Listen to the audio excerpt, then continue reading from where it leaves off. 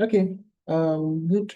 Welcome, everybody to today's class. Good afternoon, and today or good day, whatever time you're watching this class or at any time. Today we are going to look at input validation with JOI and then payment with PayStack. So if you notice in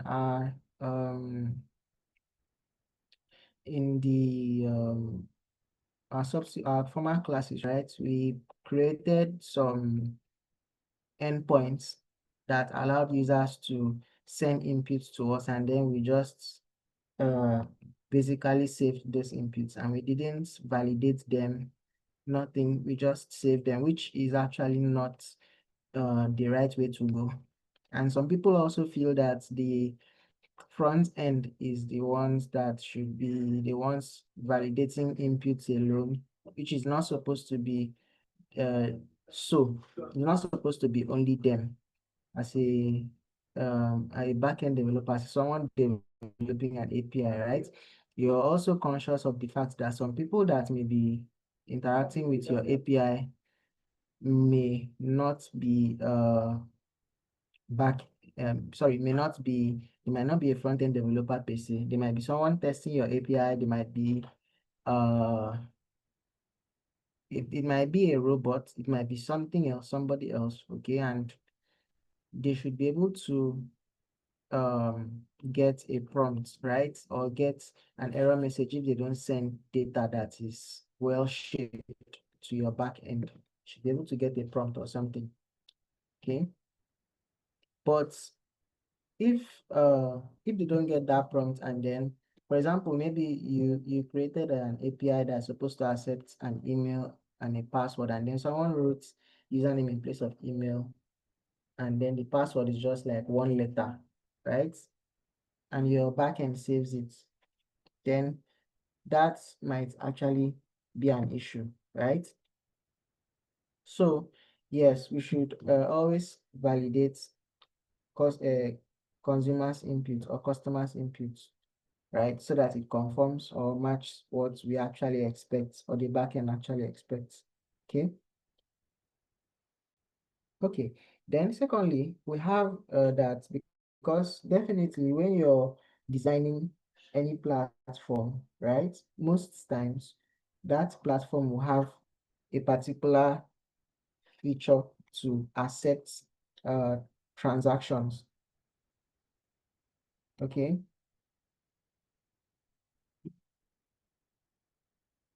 So there are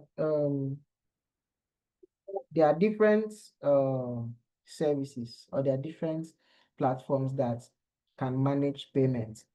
Okay.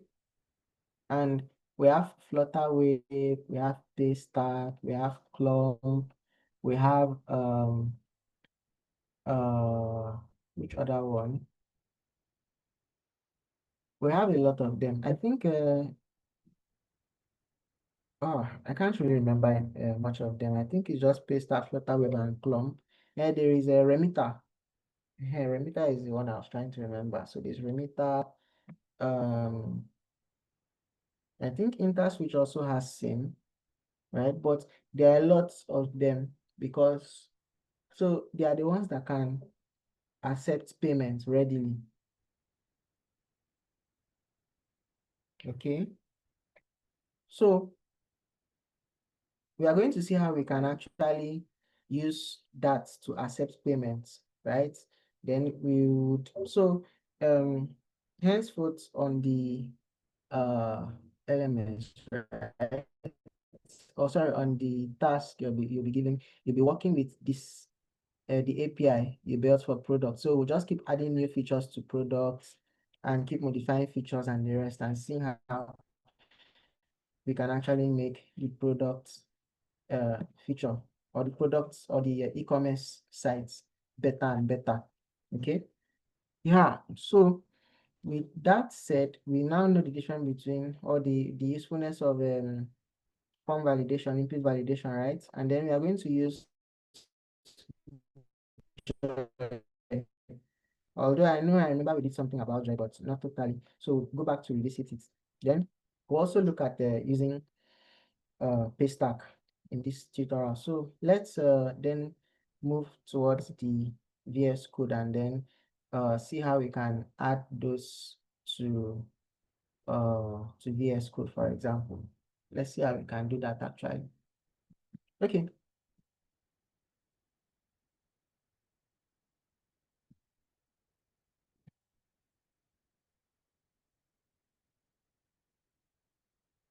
Okay. So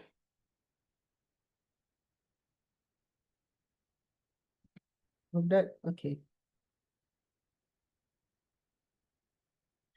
Don't mind me. So uh I hope you guys can see my screen.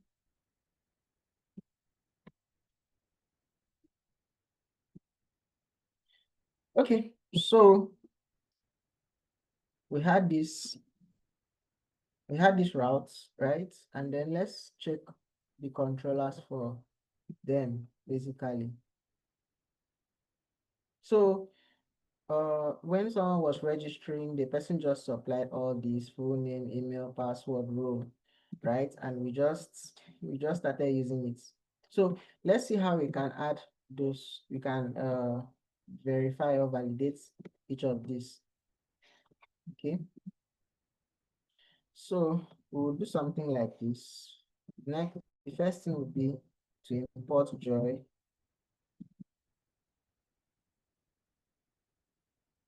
And if you don't have Joy, you can install it by doing npm install Joy. But I already have it installed. So what I like doing is I would say I'll put a bracket there, and I would say that bracket is equal, because I want to destructure what Joy sends back. So I would say this should be equals to Joy dot object, because it's an object that I want to validate. Then inside that object, I will then put in the fields I want to validate. Okay, so I want to validate full name. So I'll say full name. Full name should be joy dot string. So the first thing is the kind of data you're expecting, string dot so the next thing you want to do is maybe you want to specify a minimum value or a maximum value. So we could say minimum value, because your full name cannot just be like 3-letter words or just 4-letter word. Like your full name, it can't possibly be 4-letter words, right? So maybe we could do the minimum should be 4. And then you want to tell them that this is required. So which means, so this required is used to say, for example, if full name field doesn't exist in the request body, right?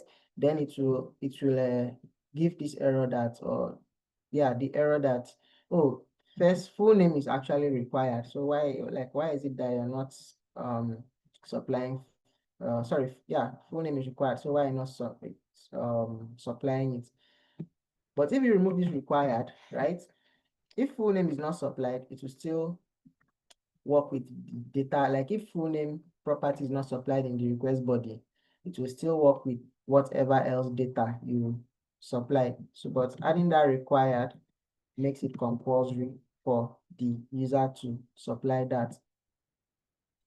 Then of course, you want to check the email. So you say email should be joy dot e oh sorry dot string dot email.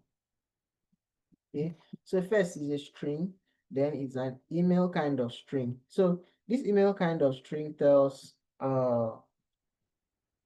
Joy that already you should validate this as an email. Okay, and then you say dot required. So this email usually takes this TLDS, I think it's allow. So this TLDS just means top level domains, right? So Options for top-level domain validation by default. Top level must be a valid name listed on this IN. So let's check this IN, what registry. Let's open that.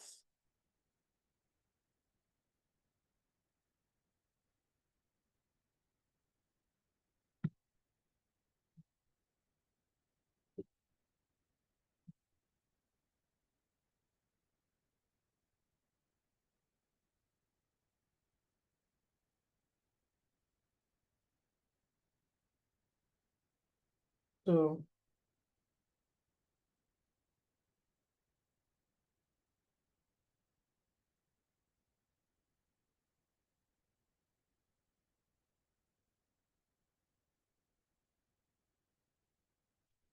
let's see. Now, if you notice, right, they're talking about top-level domains, and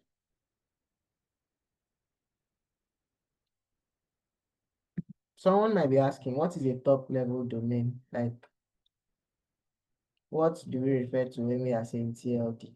So now, if you look at this place, if you look, okay, let me give an example of an email. Maybe your email is bookofjunior@gmail.com. This .com is the top level domain in that your email. This is the top level domain. Now, this could be .com, depending on what the server, right? Or the email service you're using gives you access to, right? So it could be .com, .co, .za, .ng, whatever. Depending, so most times it depends on the extension or the top level you used on from your website. So if you have a website named victor.com, then your email might be maybe contact@victor.com, because victor.com is the name of the website, right?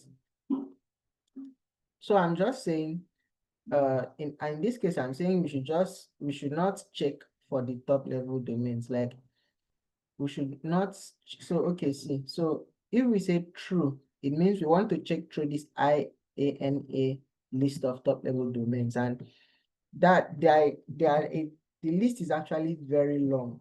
Like, the list is very, very long.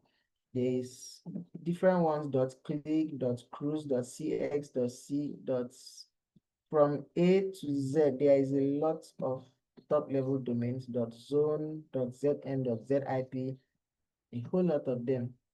But we are saying we don't even want to check them in the first place. So this allow of false here. False, allow top level domain not listed in the deny list if present. So this false is just saying whatever the top level domain is, just allow it. We are not really strict on that. Then the next thing we want to do with password.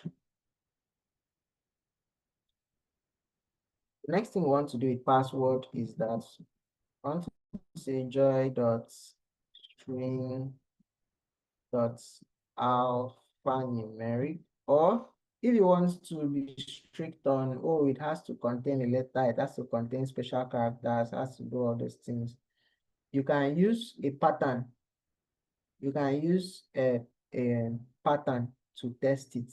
Okay, so there are regular expression generators online you can use to generate patterns to test that. Okay, but the simple way is to use alphanumeric. So this alphanumeric is going to make sure that, okay, there's at least an alphabet and then a number in the password that you're going to use. Then you will also say required here, because I want it to be required. Then, so you might also ask, so what if we didn't include a field here, and then that field is sent in your request body? So if you, for example, we have row that is sent here and we did not include row here, right? Well, it depends on how you want to validate that form. If you are validating the whole form, which is the whole request body, and there are inputs that are sent that are not validated here, that are not specified here, then it is going to throw an error. It's going to tell you, for example, in this case, if I do something like try to validate request body, and then there's role here, but I did not specify role in this place, I'm validating it to two. It's going to give me, it would throw an error saying that role is not allowed because role is not part of this list. Okay, so I'll specify role and say role should be joy dot allow joy dot string, sorry, dot dot valid. So valid is used if you want to give like a string that, oh, okay, this must have to be this. So the role must have to be either customer or the role has to be admin. So if you're not using anything as customer or admin, then it should throw an error. Then what I want to do is I want to now write dot validate. Okay, so this validate will now mean, okay, so okay, I'll show you something. So let's say, so I'll say full name, email, password, role. Okay, and if you don't want to do it like this, you can decide to validate one by one. You can do something like this, which is quite um, uh, quite stressful. Maybe you say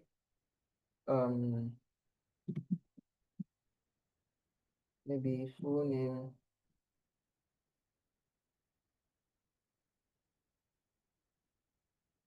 validate full name is equals to joy dot string dot required dot validate. Then you want to say full name, full name. Then here, maybe you want to now, you now say, if you now do the same thing for email, you now say validate email should be equals to joy dot string dot email dot required dot validate. This is like doing it one by one, which is a longer process. So after this, the next thing you want to do is you want to check if there is an error. So now, if I did something like maybe value, right? Value, I want to check if this value dot error, okay? But I don't want to do this, so I rather just say error here, like destructure it and bring out the error from the variable that would have been there. So I'll just say if there's any error that I want to respond. So I want to respond with a status of 400. So that 400 is saying, is the client's fault that, or is the client's issue? Like the client is the one causing the issue for the, or causing the issue that the backend is not processing that particular request. Some people use 422. So 422 is still saying, oh, this what the request you sent is not processable, right? So anyone 400 or 422, depending on which one you want to use, just send. Then you say return here. Okay, so you can send an error message or anyhow you want to do it. Send an error message saying, so the error message is going to be error.message because this error here that you're seeing is an object. Okay, so we would want to check if there is error or it's, so if there is no error when checking, this error will become null, so which will result to a false. But if this now becomes if there is an error, then of course this will now become true. So with this, we are able to validate our input, right? And then we can now decide to test it with Postman and the rest and see how it goes.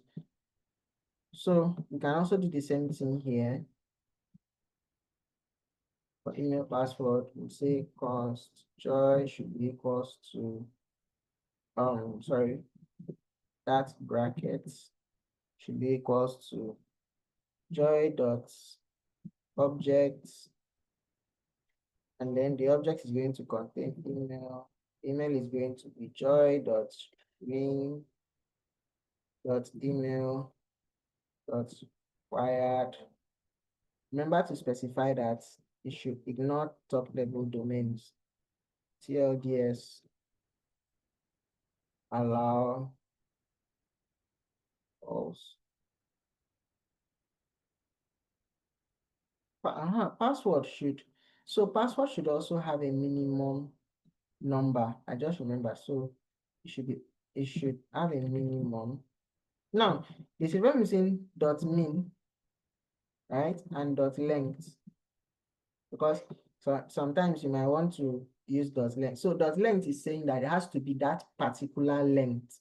So if you say dot length should be 8, then it means it must have to be 8 characters in the password. If it's 7, it will not accept it. If it is 9, it will not accept it, right? Or yeah, but it has to be exactly 7. Okay. So length can be used if you have maybe a particular fixed length you're expecting from the front end or from whoever is interacting with that API to supply. Okay. Also have it in mind that another API can interact with your API. It's not necessarily that it must be front end. So you can say that the minimum should be 8 characters here, so that when we are registering, we can also use the same logic. We say joy dot string dot minimum of 8 characters dot alphanumeric dot required. Okay. Want to validate that.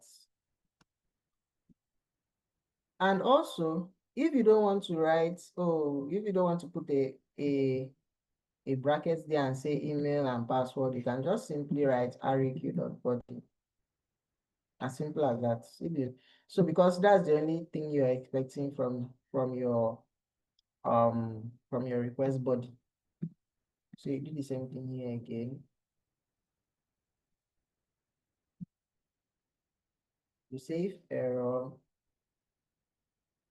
Then you can just simply come back here and copy and paste sharp.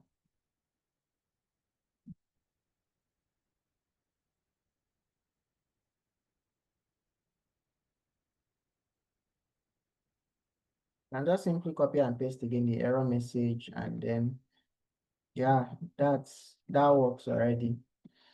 Okay, then so that's how you would want to check your form, right? And then let's even try to test.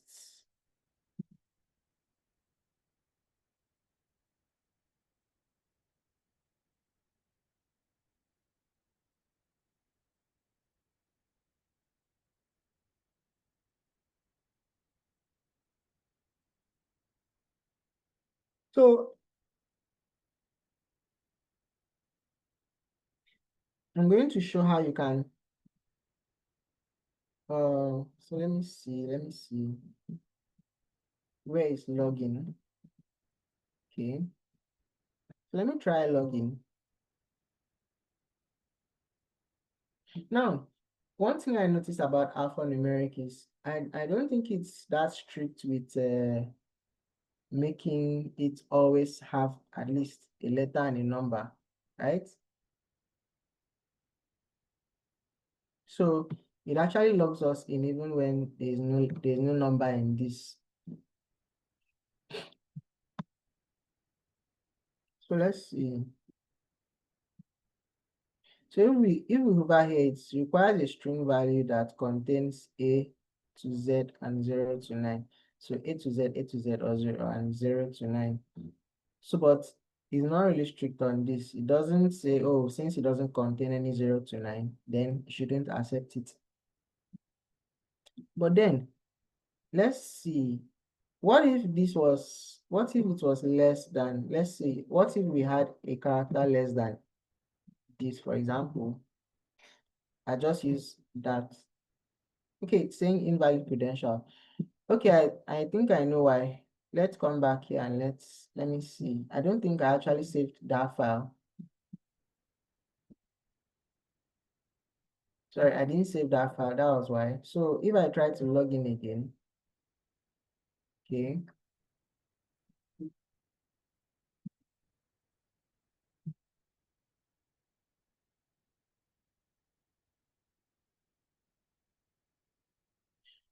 Okay, I think I know why. I sent this request.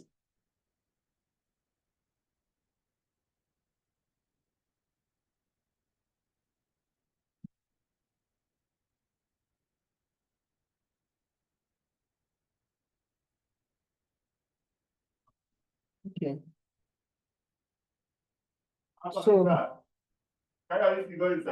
So this is it. So if I click on that, what it now shows, okay, it still shows invalid credential. Why is it showing invalid credential? It's supposed to show, it's supposed to show that login feature. Okay.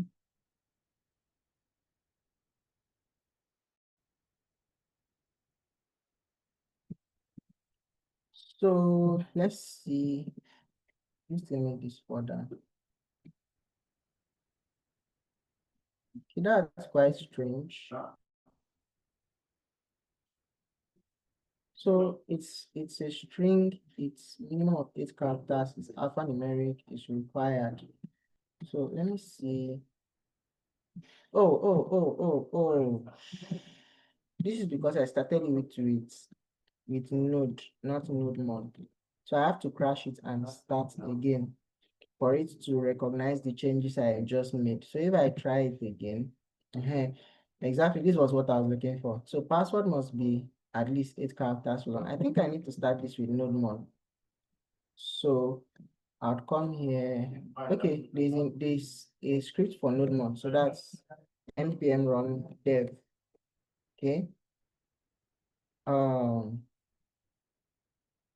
Then yeah, so if I send it now, you see password length must be at least 8 characters long. So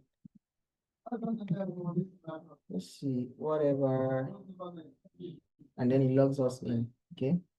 But then if it is just this one and we want to customize the error message, right? How do we do it? How do we do it? How do we go about it? So let's come back here.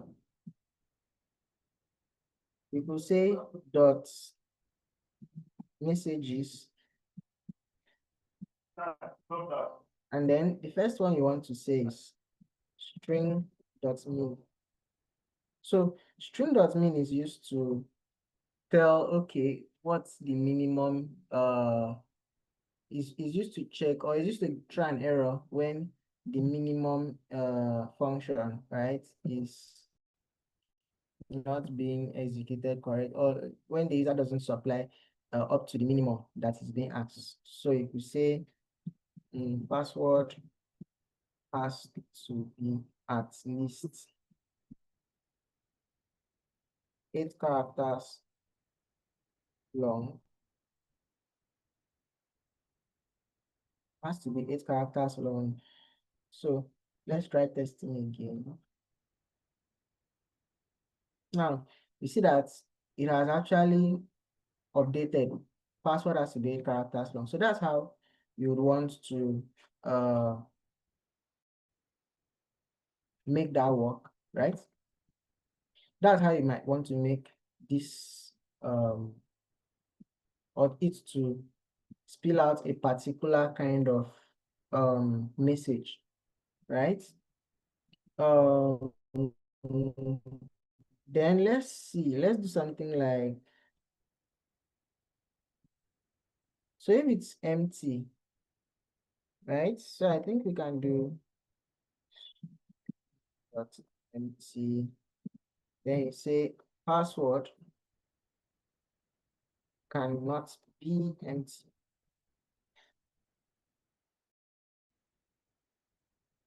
So let me remove the password totally and try. Okay. So you see, it's saying password cannot be empty because there's no password here, right? Then what of if we remove this password in total and just send only okay, only that? What does it say? Expected double quote. Okay, I know why. So let me send that alone. So you see, it's saying password is required. Now, remember what I said about required. If a field is required, but you do not supply it, right? Then this required will be the one to trigger. Required is different from empty. Empty is saying that field exists, but the value is an empty string, or it's a value is empty. Maybe just quotation marks, for example. So you might want to tell the user that the string shouldn't be empty. So you could say string dot, or the string should be required. So you say string dot required. So this or this field. Now, required is not just limited to string. So you say any dot required, this field is, or the password field is required. And the password field is required. So with that now, right? If you send that request and without supplying the password, it will tell you that the password field is required. Okay. And now let's see. Okay, now how this is um just for strings, right? Have you thought of how to validate an array? Let's say if an array is being supplied, right, to your request body, how do you validate that array? Okay. So to validate the array, let's see how we can check out where register. Okay, so posts. Okay. Okay, so this one is about to do actually. Okay. Uh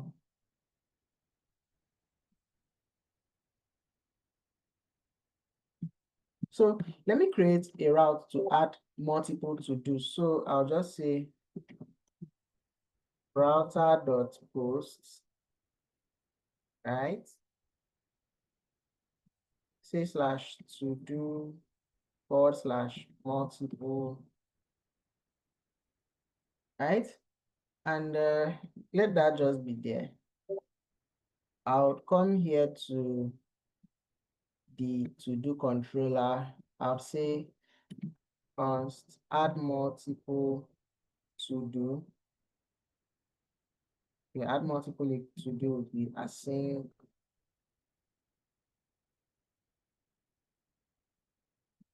Then what I'll do is I'll just say const to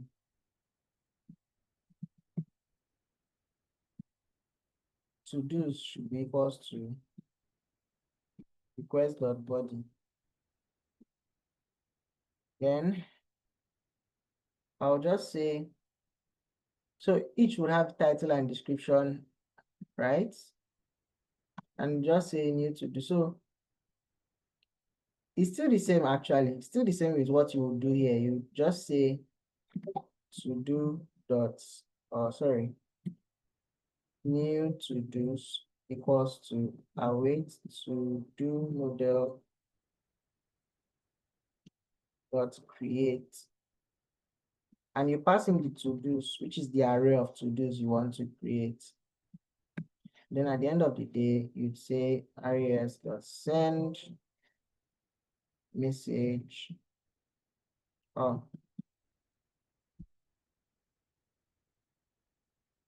to-dos created. Remember that this is an, okay, so I'll say new to-dos. Okay. Remember that you need to tell the user also that it's a 201, which means it was created. Now, let's see how we can validate this. We'll say to-dos equals to joy.object. There's no joy here. Actually, not no. Okay, there is joy. Okay, but with a different spelling. So I'll say joy.object, and then because the to-dos is of course going to be an object, right?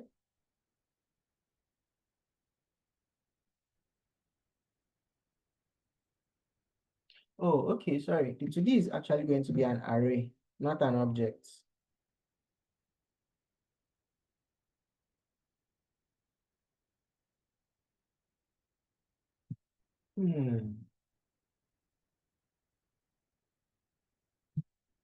Okay, so let me think about it. So to-dos is coming as a request body. So it will be request the body dot to-dos equals to the list of to-dos, right? So the request body is an object, the to-dos, right? Okay, so now this depends on how I want to actually validate it. It depends totally on how I want to validate it. If I validate the list directly, then I'll change this to to-dos dot array, but I want to validate it as an object. So I'll show you how I did or why I'm doing that. So I'll say to-dos, then I'll say joy dot array.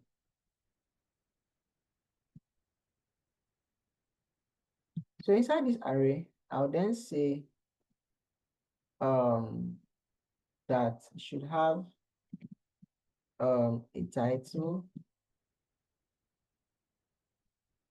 joy dot string dot required, and the description,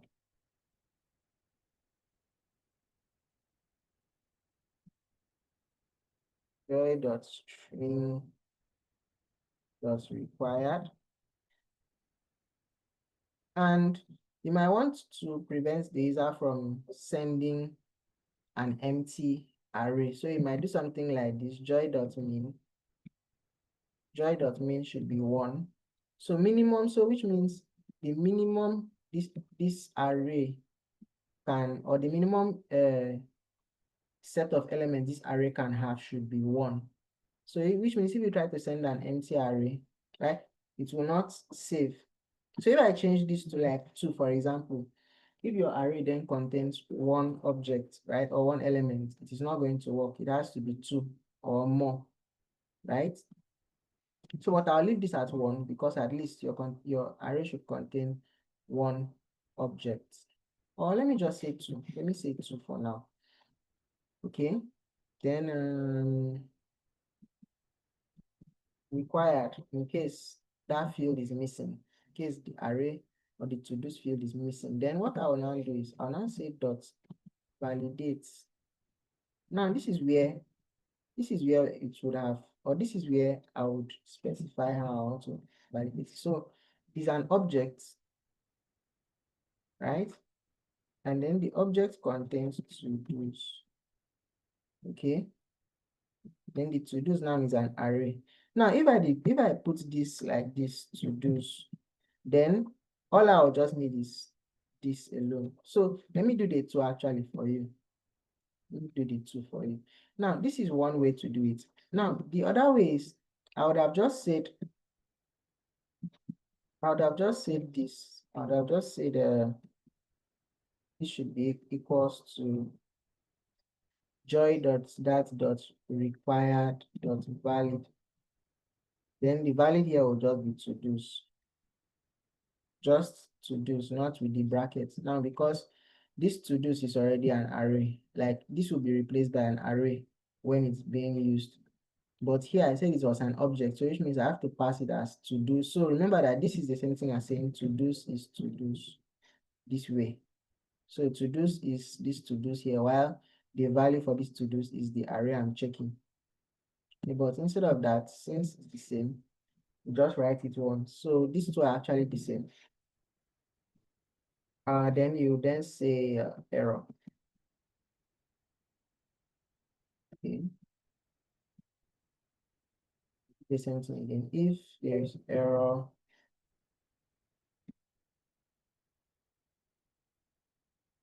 on and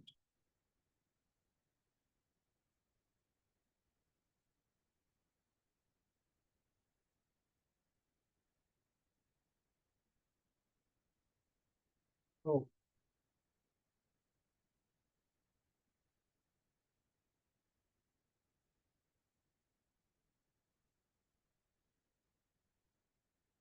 okay.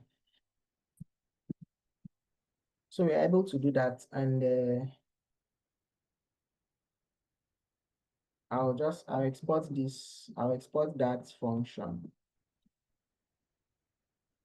Then I can come back here and import it. So I'll say multiple to do. Then I could just say to do controller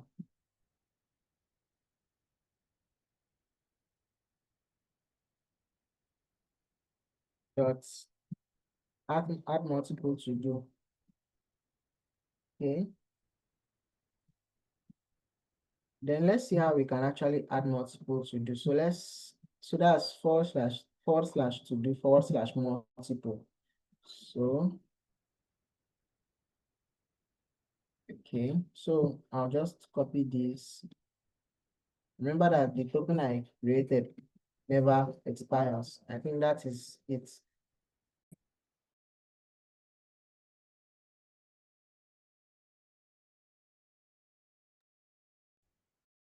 So that's it. Um, Now, instead of having this to do like this, what I'll then do is I'll have to do, then that will be an object. Then the object will contain that. Okay. So I'll just say, okay, so let me try one to do first. So I'll say forward slash to do forward slash to do forward slash multiple, right? So it does not allow arguments. It's okay.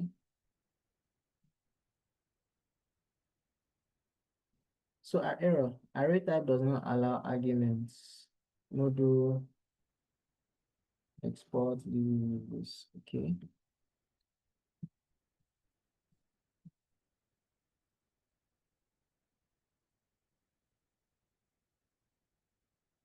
So this would be a problem with, or a problem with the routing. Let me see.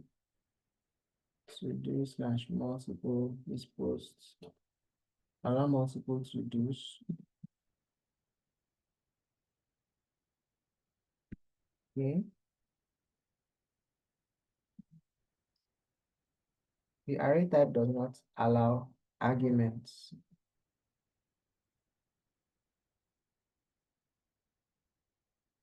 Okay. So let me see. Let me see why that is. Okay, so this is not even, I don't think this is an issue with my code.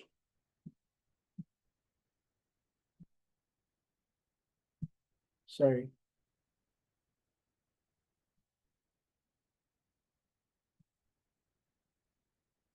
Okay, to do's, not to do, actually.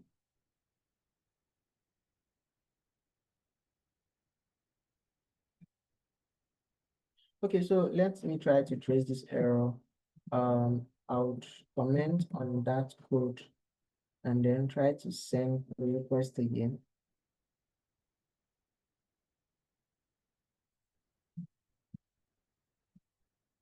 Okay, so it's saying to do validation fail, user ID is required. So where is that happening? user ID is required. Okay, so I think that should be happening in the middleware. So which means I'd have to log in again. So I'd say password.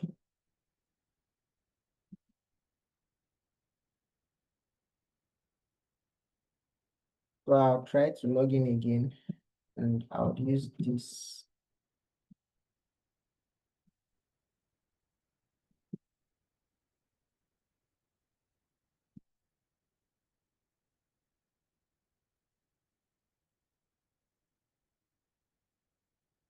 Okay.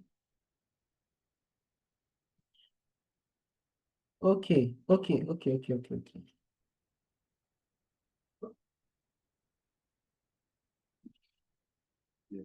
So it's saying that user ID is required. Now, let's check here. Let's check here.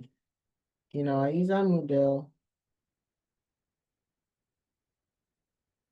sorry, in our user model, when we try to create, we said, okay, we said that we needed a user ID. So this user ID is the ID of the user that is trying to save that particular object or that whatever is trying to save. So that means what we would do would be this. We would have to create,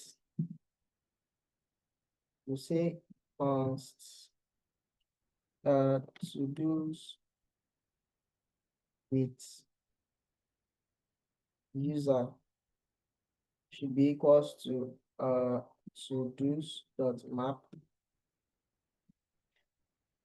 Like we say u for users, or I'll just say to do, sorry, to do, and then I'll then say to do dot user ID should be equals to req dot decoded dot user ID.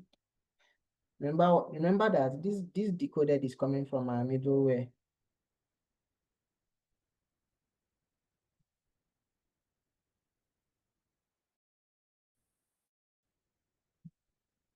Okay, it's coming from our middleware. So we save that, we then copy this user to do with user, and then we paste it there.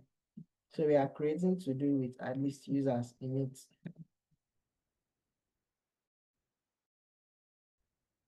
Okay.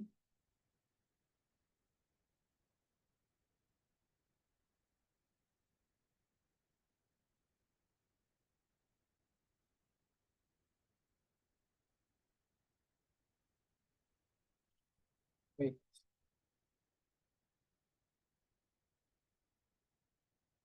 because I'm not really clear on why that is.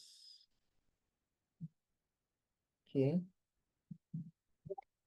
An array of objects with the 6 tags and description. Okay, so parameter this must be an object got root from. Okay. Okay. So what's going on? What's going on? What's going on? Oh, oh, I I understand what is going on. Sorry.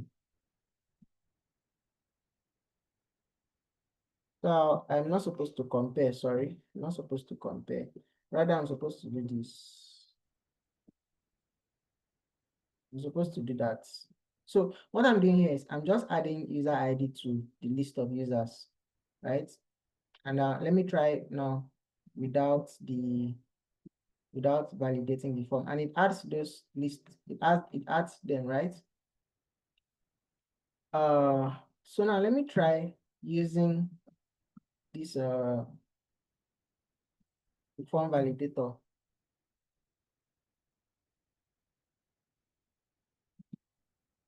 Okay, so does not allow arguments. Okay, now let's check why. We said a minimum of 2, right? Let's change this to a minimum of 1 and see.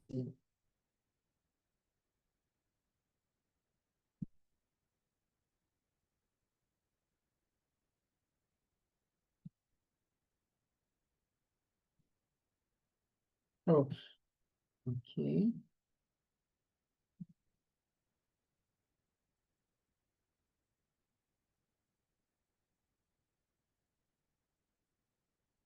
sample back in, okay.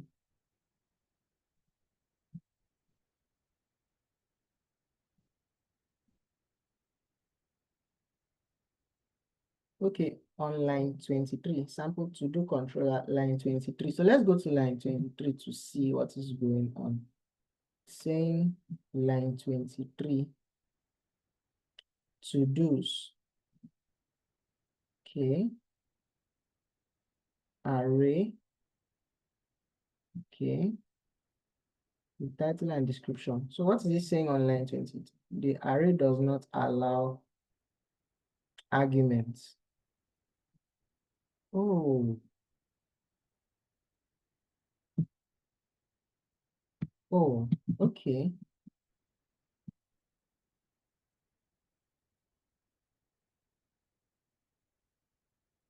So let's go. So this array doesn't actually allow any argument. It's, what is it saying?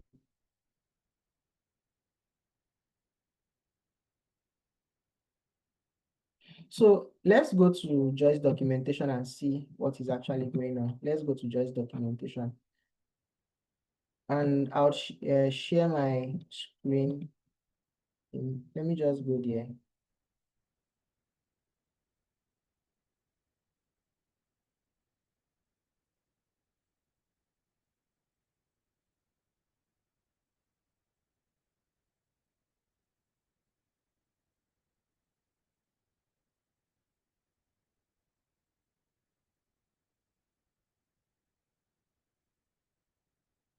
So I hope I'm sharing the right screen. I just hope I'm sharing the right screen. Yeah. Okay, so let's go to joy.dev. Let's see their API. So let's see how they treat array. So see array here. If you click on array, you should see how it is being. Okay, so we were doing something wrongly. We were supposed to write joy.array.items, and then inside the items, we now put in what we want, not writing joy.array and then we pass in what we want into the array. So let's go back and make that correction. Okay. So where is it? So coming back here, we have joy.array.items.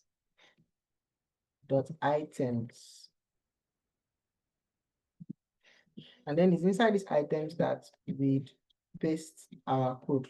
So the items will now be title. The items will be an object, right? That contains title and description and the rest. So now, when we have that and then we send this request, what does it do? Now you see that it has been able to add it, okay? Now, what if we changed this to 2, for example, that the array should at least be 2, should contain 2 elements,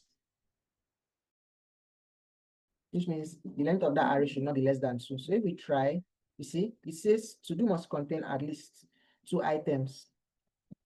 So, and you can also change this up by saying, so that would be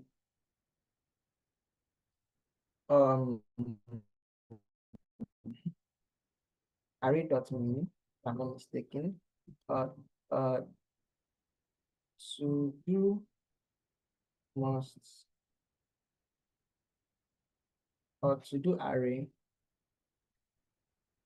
must contain at least 2 to-dos. Okay. So if we do that and we try to send that request again, you see that the to-do array must contain at least 2 to-dos, because that's the number of to-dos that we want to actually have. Okay. Now, if you want to do more advanced comparison, now this is not what joy is. This is like the list or the yeah, the lists of what you can use JOI to do, right? You can actually use JOI to do even more, right? There is all comparisons. They are like more complex comparisons. You can do, okay, if this is true, then this is the object that you use for your comparison. If this is false, then this should be the object. You can build up more complex input validation. Okay, and that's how it actually goes. You can build more complex stuff, more complex validation with or using JOI. So at least what you've been able to learn today is you've been able to see how you can use array, like validate an array or an array of objects, right? So if this was an array of string, then you might not really need to do this. Maybe you could just, so if it was an array of string, you would just say the item should be joy dot string dot, maybe, I don't know, dot now you can't say required here though, right? So what would determine if it's required is, oh, I think you can say actually required. So joy dot string dot maybe minimum something, maybe minimum can be like 4, so which means the minimum character that can be in here should be like 4, right? That's the minimum per string. This character should have a minimum of 4 characters. You can keep building more complex stuff or more complex data using this. Okay, so is there any question? Any question so far? Okay, right. So you can go through their documentation. Their documentation is actually detailed. If you understand what we've done here, then going through their documentation to read wouldn't be too difficult. You'd see more and more functions or methods you can chain together to achieve what you want to achieve. Okay, you see more and more. Then so let's continue. Let's move on to the next thing. So I was saying that you most times want to enable your users pay, okay, for something. Okay, so for example, you want them to be able to check out, they should be able to pay, and then you should be able to validate that payment, and you want to use PayStack, for example, to validate that payment. So this is how you can actually go about it. Okay, the first thing you want to do is you want to read PayStack's documentation. So I'm heading over to paystack.com. I'll soon share my screen and I'm going over to their documentation. So we are going to follow their documentation to actually implement what we want to implement. Now, and spoiler alert, might be doing a little bit of front end also. Might be doing a little bit of front end. Okay, so let me share my PayStack screen. Let me share that PayStack screen. Okay, so, and by the way, you'll be using a test interface now, so don't think that you're actually paying real money, right? So if you want to now start using the live payment on PayStack, you have to submit some documents like your CAC, your SCUML certificate, and all the stuff. But so we are just doing this for test and educational purpose, right? So there are different things you can use PayStack for, right? You can use PayStack to accept payments. You can use PayStack to create recurring payments like subscriptions. You can use PayStack to manage funds basically, right? So we are looking at accepting payments, right? there's accepting payment, recurring charges. Recurring charges are like charges that happen in frequent interval, maybe once in a month, maybe a particular day in the month, maybe once in after 30 days. Then we have split payment. So split payment happens when maybe you want that if someone pays maybe a certain amount, 30% of that amount goes to a particular account, then the other 70 goes to another account. Or if someone pays an amount, maybe 1,000 from that amount goes to a particular account, then the rest that is remaining would go to another account, something like that. So you can split payments, right? You can split multiple. So you can say, okay, this payment should be split into 5 parts. The first part should go to this account, the second part should go here, and so on and so forth. Then you have libraries and plugin, so if you don't want to interact with PayStack using HTTP requests, you might want to use a library, which under the hood still uses HTTP requests. Okay, let's see how we can do that. So now, how does PayStack work? So PayStack basically allows users to accept payments, or platforms to accept payments. Now, what it does is that the front end does the payment, right? And then when the payment is successful on front end, the back end listens to PayStack for a webhook confirmation. So that webhook is what tells PayStack that, that is what tells your back end that actually this payment went through and it's legit. Okay, so handling the payment on front end, right, is one. It will show the user that our payment is successful or payment is processing anyone. But knowing that payment is processed would be you listening to PayStack, and we'll see how we can configure that in this class. Okay, so the first thing you want to do is, this is the simplest way to spin up a PayStack a PayStack implementation. So first you use their CDN, and then the next thing you want to make this request to PayStack with a particular amount, a sum, okay, with an amount. So this amount could come from your cart.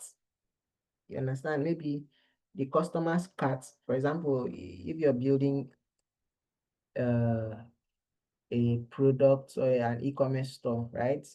When the person clicks pay, that's that amount showing on the card.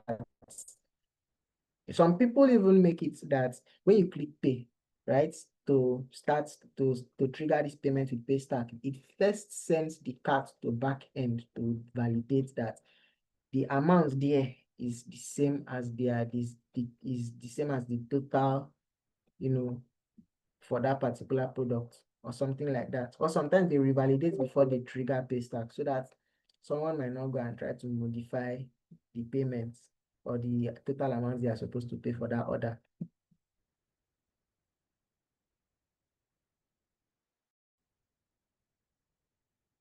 Okay. Abdul Latif, today is your day. So you were looking for every possible means to learn how to accept payments with PayStack. Confess. Am I lying? Is there any other person so that today is his day? Any other person? Praise the Lord. Any other person? Okay. Well, today is his day.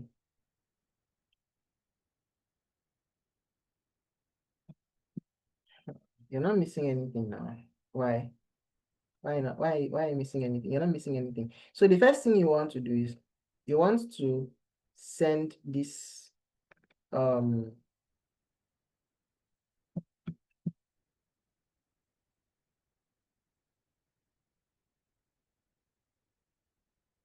okay.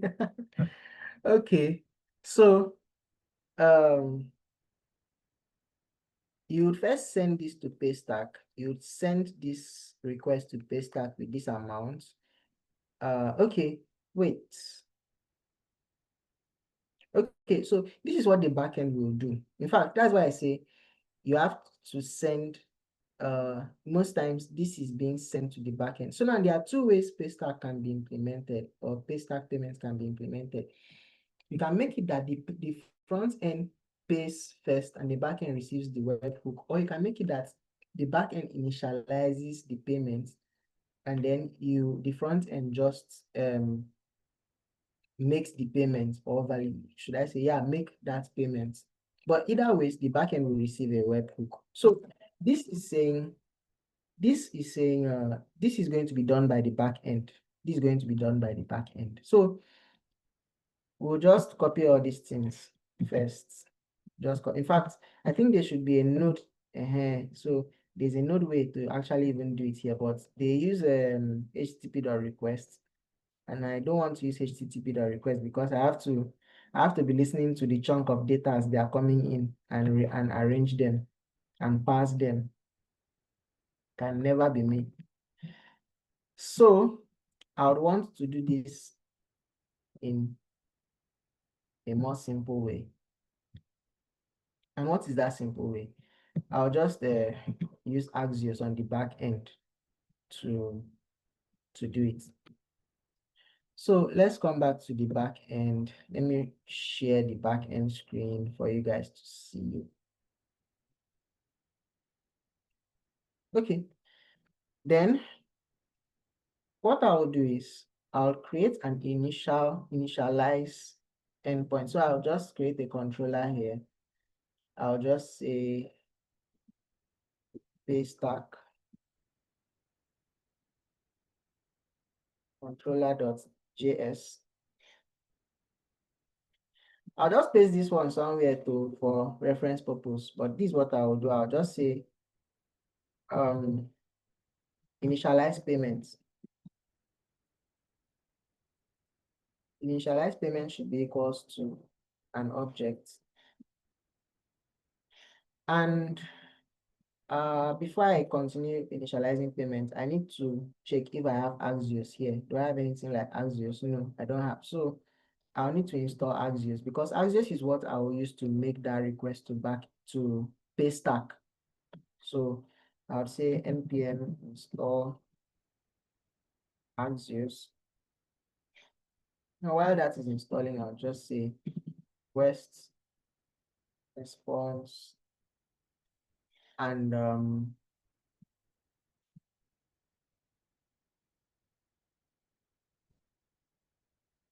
I'll do this.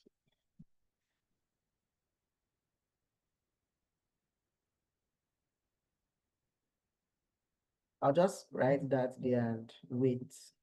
So I would want to wrap this in a try and catch.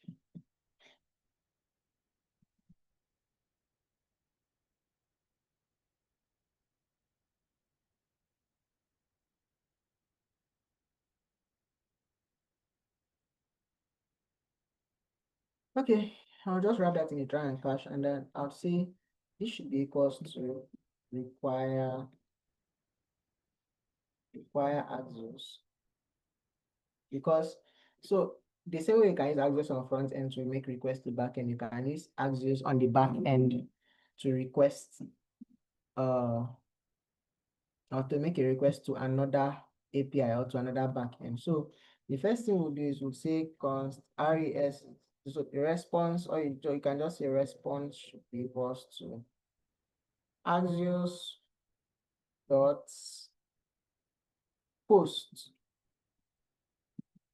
Axios dot post to this endpoint.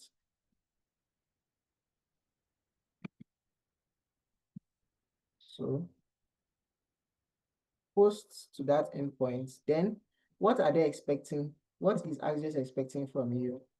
They are expecting a content type of I think I should bring this to the center. Sorry. I should actually bring this to the center. Should save this. Should come back here. And I should remove these parts so I don't divide my screen into two. Okay, so don't worry. So if you don't set a content header for your Axios, it will automatically take it as it depends on what you're sending on your body. If you're sending an object on your body, to take it as a JSON object to convert it to JSON automatically. So we'll just say the email should be maybe the email of the person that's sending that request. Okay. So this would be maybe req dot. So let me see. Let me be sure of something. While I'm registering this user, right, or while I'm logging in, did I include the email? Okay, so when I was signing, I included the user ID, I included email, and I included role. So which means here I could just say req.decoded.email. Why I'm saying so is because when you want to initialize payment, it should be somebody that is logged in that should be able to initialize payment. A customer that is logged in should be able to initialize payment. Then the next thing would be the amount they said. So the amount. Now, this amount they are telling you now should be the amount times 100. There's a reason. Remember that now JavaScript has this weird part. Let me show you guys something. Oh, sorry. Let me show you guys something. One funny thing about JavaScript. So if we said 22.0, 22.0 is still 22. 22.0000 is still 22. But 22.5 is now 22.5. Now, with this setup, it is difficult for you to always have a decimal point. In fact, let me give a true life like story.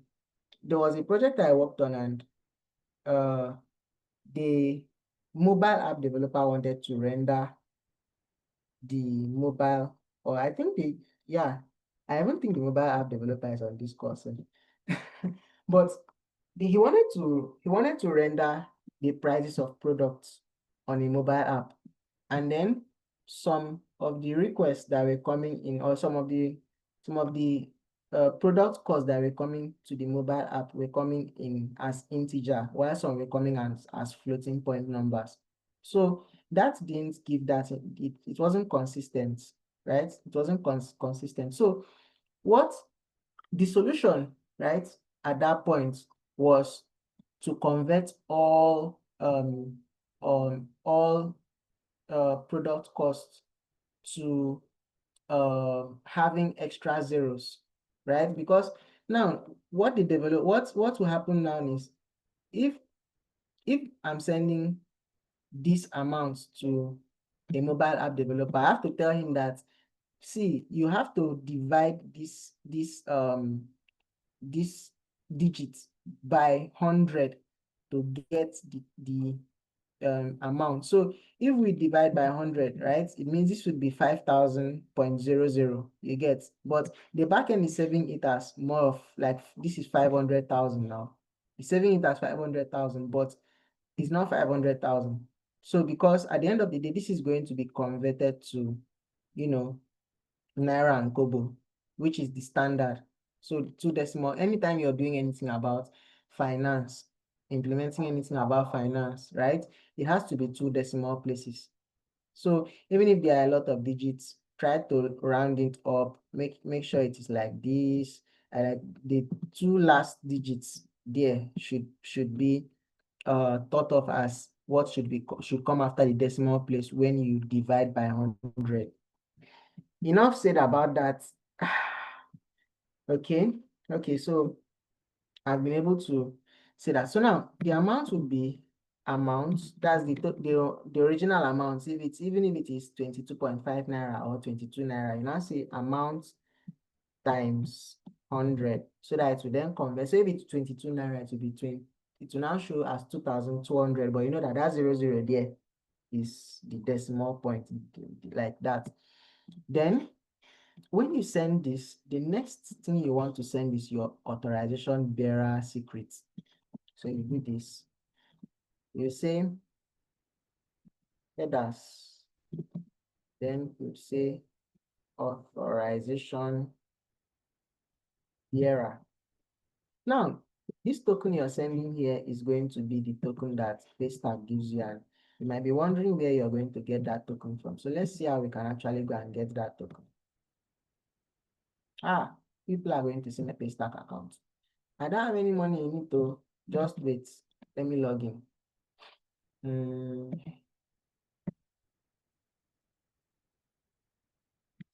So let me try and log in for I then share.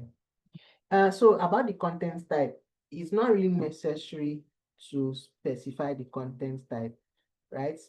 If you specify it, is still nice. But one thing I like with Axios is Axios will just take it that, oh, because you're specifying or because you're sending an object, so it will just automatically convert the the it will automatically convert it to JSON. Okay, that's why I did not put it there.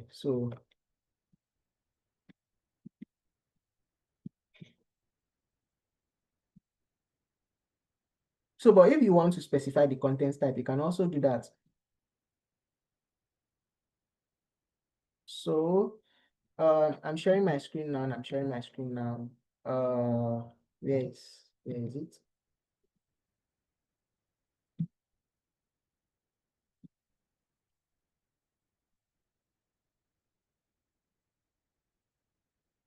Oh, okay.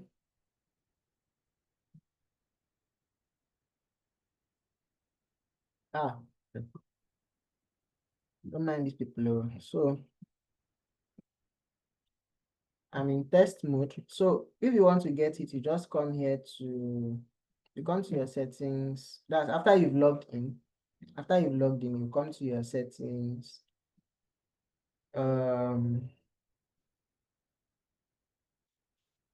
This is see money. Now so you come to your webhooks and API keys. You see. So now this part is important. So let me explain. So this secret key it's a secret key. Wow, it's a rich man. That that amount you saw is test though. I'm not in live mode. In case you now start saying rich man, I know they there. All right, so this place is where you set things like, oh, which IP address should your PayStack accept, or so if you hover here, wait, what die? So if you hover here, okay, it should give you more information about what is actually going on. So IP white listing. Let's see what is going to tell us about IP white listing. So IP white listing is a securing feature that allows only specific IP addresses to access a particular system. Okay, this provides so useful for example, an organization want to whitelist an IP address of their employer who works remotely in different locations. Okay, so you might include IP addresses of people that should people that should be able to access your PayStack. So if someone maybe that doesn't have that his IP address is not included here tries to send a request to this or try to do anything here, right? From his or her back end, it wouldn't work. So now, so we have public key and we have private key or secret key. So now public key is used, and of course it's public. Anybody can use it. And this public key is what your front end uses for payment, right? This secret key is used by the back end. And this secret key it can be used to remove money from your PayStack. It can be used to transfer money from your PayStack to another person's account. If someone writes the code well and the person has your secret key and the person writes the code well, this secret key is more like your secret key in crypto. If someone has it, the person can empty your account. So it's difficult, it's important for you to know or to be careful with your secret key. That's why you have .env file and you don't push it. In case you're using a secret key, you shouldn't push it there. You can, if your secret key is compromised, you can always generate a new secret key. right? But the public key is always here. Anybody that has your public key can use it to pay money. So even if the person is trying to, even if the person wants to test if can transfer money to you, you can test. Like you people can test. I can actually look from a live key and give you guys to test if you try to transfer money, if it will enter this PayStack. You can try with like 100,000, 200,000, like that. I think I'll do that. Maybe I'll add that as your task. So, okay. But then let's just look at the secret key and copy it, and then we are going to use it. So let's now go back to our code. Let's go back to our code. Okay.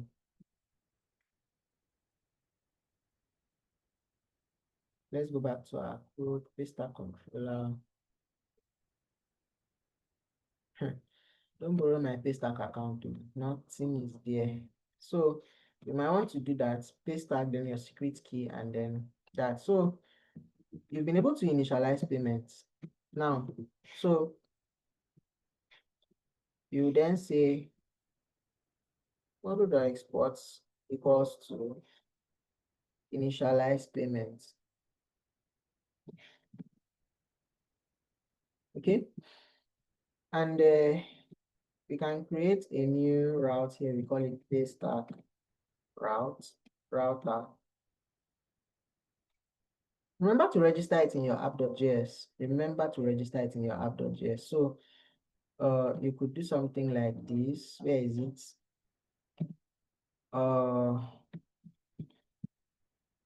You say that should be equals to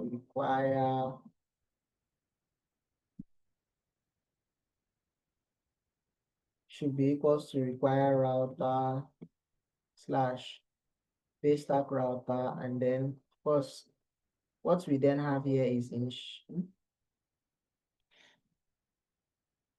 oh, okay, sorry. So I'll just call this PayStack route.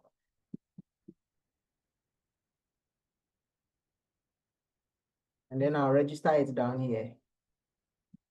So I'll say app.use.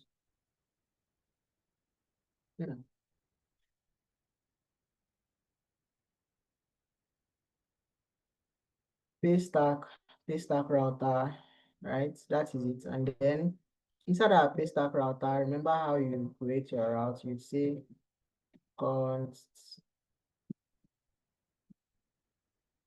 router should be equal to express should be equals to require express. Then you would say router should be express.router. Then remember to export your router. Then also remember to add a middleware to guard your user. Remember this, where is it? Remember this check if logged in. I'll just copy it.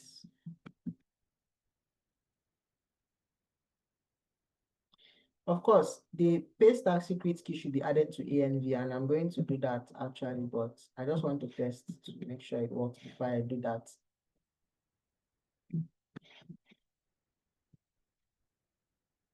So we'll do that. In fact, I think I should do that.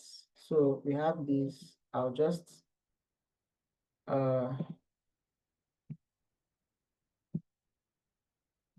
come here and copy this, and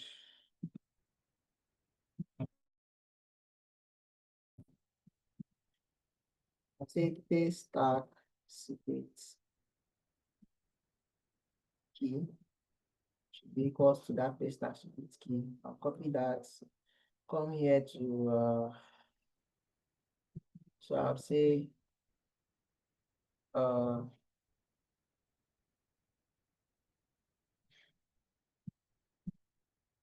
process.env dot PayStack secret key. So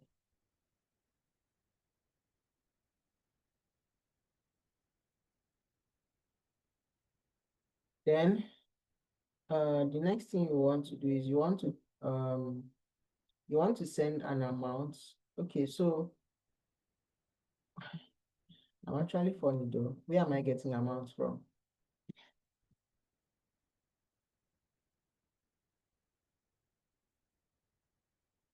So I'll send this amount, and then once I get the amount, I want to get a response here. So I'll say areas send. I'll just send I'll send the response dot data, and I would like to make the response status code of PayStack my own response status code. So I'll say res dot status should be the PayStack response dot status. Oh, and remember, Axios is going to request, or is going to send a promise, right? So it's going to be async await.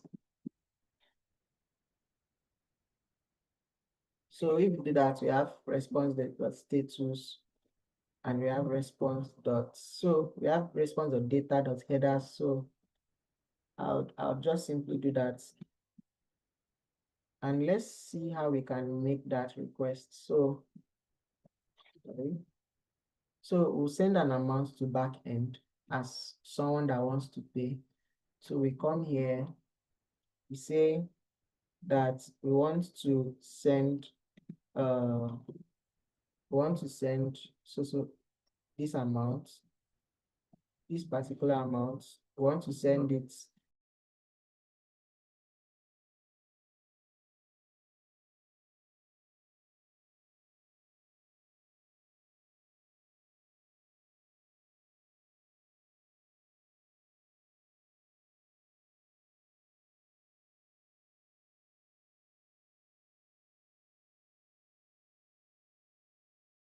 so I'll do this, then I'll say amount.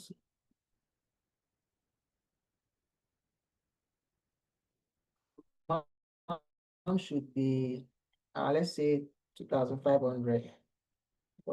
So what I'll do is this would be forward slash. Okay, remember I didn't do this. I didn't specify the route. So I'll say router dot post. Then I'll say initialize payment. Then I'll import the PayStack controller. So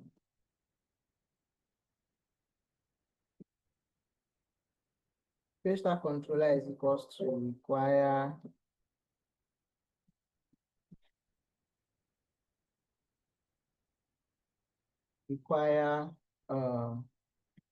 controller PayStack controller. Then we say PayStack controller dot initialize payment. So the full URL would be sorry. The full URL is going to be localhost 3000 forward slash wait app.js. I didn't even save it. So it's going to be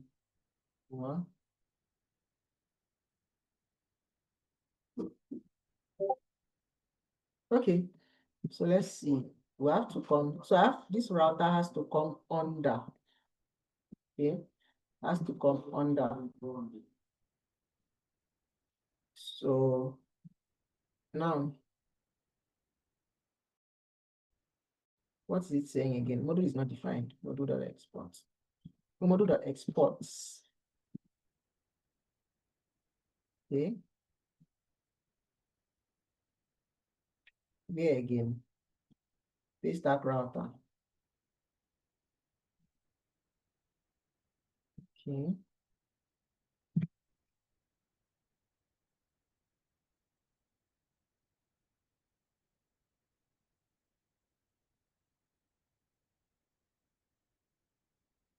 module.exports, module.exports. Oh, sorry. I misspelled, I misspelled that. I misspelled that. Sorry. Okay, so this would be PayStack / initialize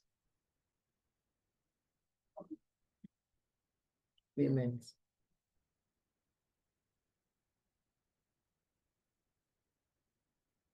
So if you do that,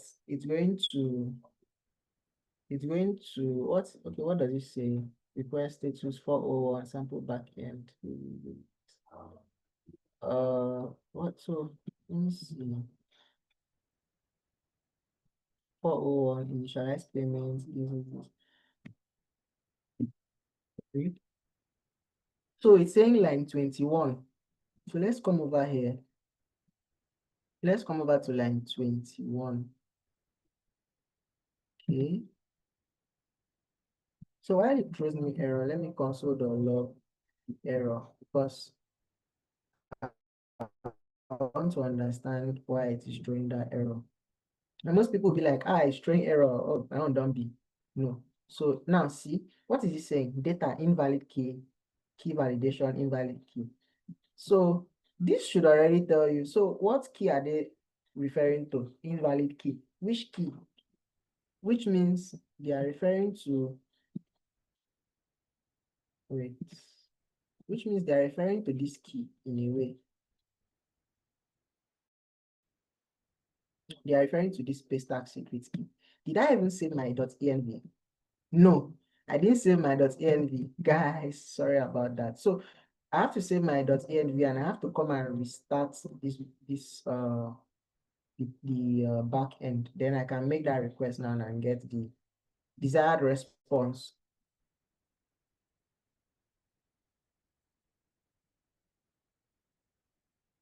Beautiful. Okay. Now I've gotten this response, authorization URL created, and this is the authorization URL, right?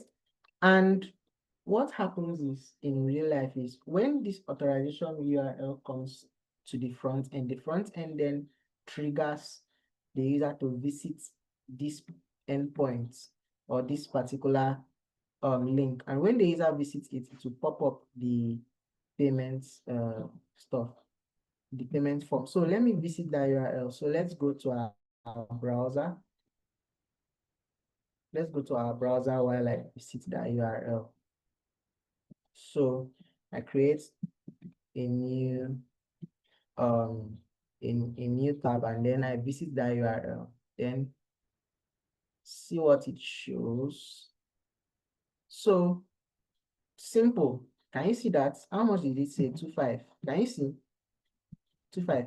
Now, if I removed that times 100, you will see what it will show. But let's just assume we are paying now. We are paying. We just do pay 25. It has shown successful. Now, this successful doesn't actually mean the back end knows about it though. This one is you've paid. PayStack is going to process that payment. It's going to charge the user. Now, PayStack is going to look for a way to send us a webhook, but we've not configured webhook first. We've not configured webhook. So now, if at all, let's come back here. Let's come back and I'm going to remove that times 100 to show you guys something. Let me remove that times 100. Let me just remove it. Let me keep it as amount. And then let me send that request again. Same request again.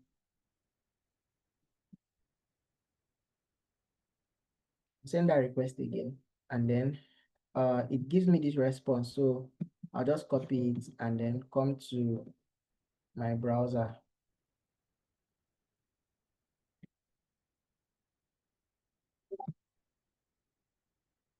Okay, come to my browser and then let me paste it. So let's see how much we are going to be paying now. Can you see? How much are you paying? 25 naira. But we sent 25. So since we did not multiply it by 100, it's divided by 100 and it's taking the other side, the other part of the amount as decimal or as your kobo. So you see, it's important to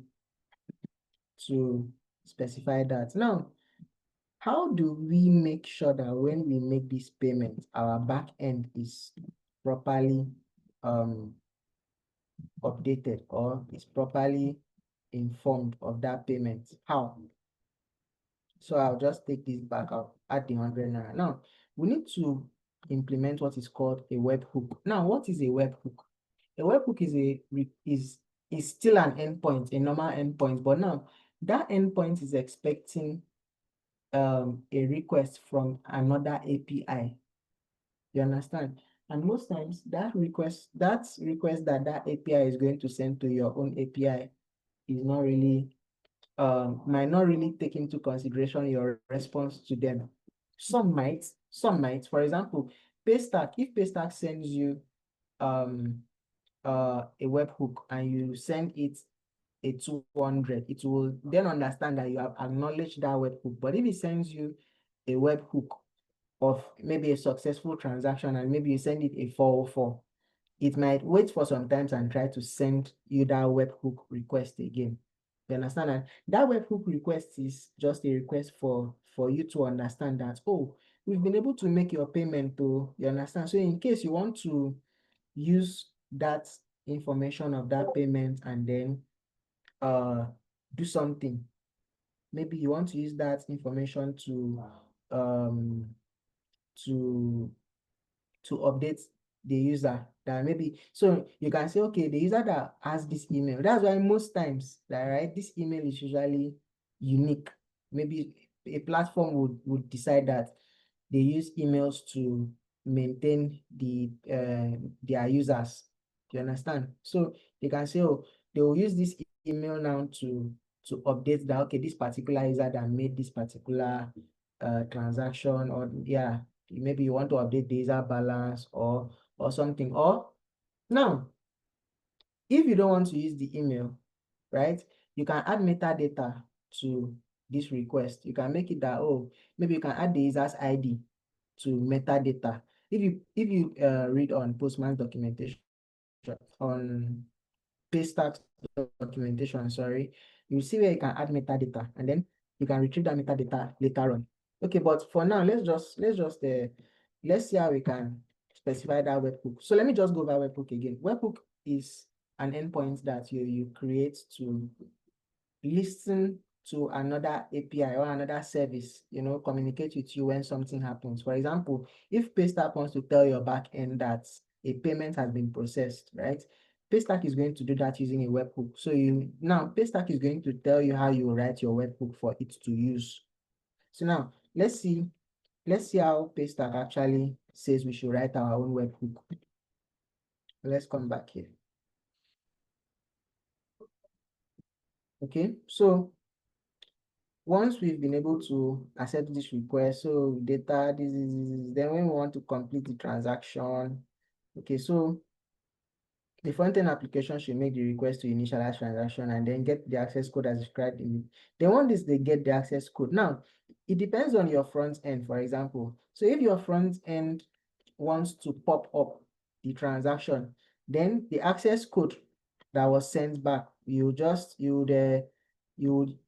means the front end will have a PayStack SDK installed on it so that it can pop up the payment. But if you don't want to pop up and you want to use like redirect, you can just send the user to the URL that the backend sent. Just the same way we just did it. We sent the user to that URL. So when the user goes to that URL, it's going to load up payments in that screen. Then to verify, right, you need a webhook or you need a verify endpoint. But you can use a verify endpoint. Okay, you can use a verify endpoint, but the more popular one is by using a webhook. So you don't want your front end to be the one telling you that payment was successful. You want PayStack to tell you, because PayStack is the one that knows if that payment truly went in or not. Okay, so you need a webhook, and if we come here over to webhooks, introduction. So generally, when you make an endpoint, you expect it to get a near immediate response. However, some requests may take long, which can lead to timeout. In order to prevent timeout errors, this is any response. So don't worry about that. This diagram just describes what is called pooling and webhook, and why webhook is preferred over pooling. So pooling is used when you make multiple requests for a particular thing. For example, imagine that every 1 minute you ask PayStack, maybe PayStack gives you an endpoint that, oh, for you to check if a particular payment has been processed, you'll be sending requests to this endpoint. So every 5 minutes you send request, has this payment been processed? PayStack tells you no, you wait for another 5 minutes, you send another request. Is this payment, like, you keep sending requests at intervals till you get the required response. Maybe it tells you the payment was successful. That is how pooling works, and it's often resource intensive because it will have to be sending that request every time, right? So you're kind of wasting resources trying to send that request, getting a response that you don't get. Imagine someone sitting next to you and be asking you, um uh maybe people that work that earn salary, you'll be going to your boss to ask, has the salary dropped? He tells you no. You go back after like 2 hours. Has the salary dropped? No. You go back to like after another 2 hours. Has the salary dropped? Your boss will throw you stone. So the best is something like a webhook. So a webhook is an endpoint you create that now you are not going to be asking PayStack, has this thing been done? You'll just be there. When PayStack finish, PayStack will now come and tell you, oh, we've done it too. You'll be like, okay, no problem. And it's usually a post endpoint you create. So polling requires making a GET request. Okay, that's for polling, but with using a webhook, this is how you would implement your webhook, right? So, and when you implement your webhook, you will let PayStack know about the URL to that webhook. So webhook URL is simply a post endpoint that the resource sends, so whatever. So it's a post endpoint, right? Then the URL needs to pass JSON and request, and it needs to pass. So your webhook URL needs to pass a request, a JSON request, and send back a 200 response back to PayStack. So when your webhook URL receives an event, it needs to pass and acknowledge that event. And acknowledging that event means returning a 200 to the HTTP in the HTTP header. Without 200 in the HTTP header, events are sent in the next 72 hours. Okay. So what they are saying is, if your backend doesn't send a 200 after PayStack has sent you a request, then it is going to wait for 72 hours, then to send back that request again to tell you, oh, you did not reply me before. Well, so let me see if you reply me now. More like it, more like PayStack keeping malice with your backend for like 72 hours before it now decides to talk to your backend again. Okay, so then for live webhook, the events are sent every 3 minutes for the last 4 tries. Then they are retried hourly for the next 72 hours. Then in test mode, the events are sent hourly for 10 hours. The request timeout for 30 seconds. So you can actually come and read on more of this thing, but mine is, I want to actually implement it and for you guys to see, and then we would go from there. Okay, so I would create that webhook URL. Let's create it. So I'll come back here.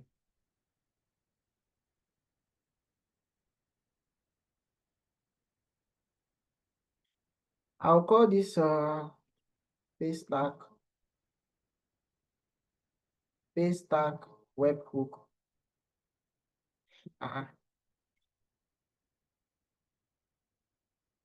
PayStack webhook, and this is going to be an async.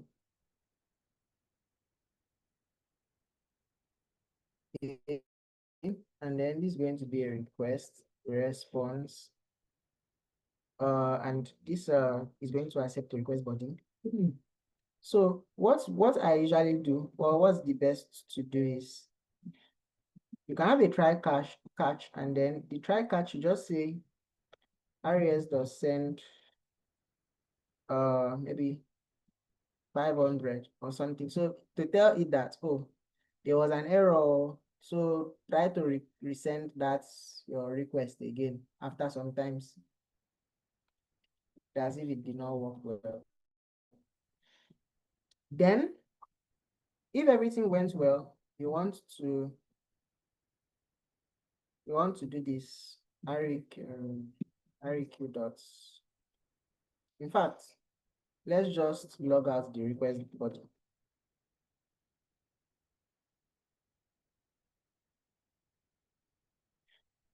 And I'll just say res.send status. Abi?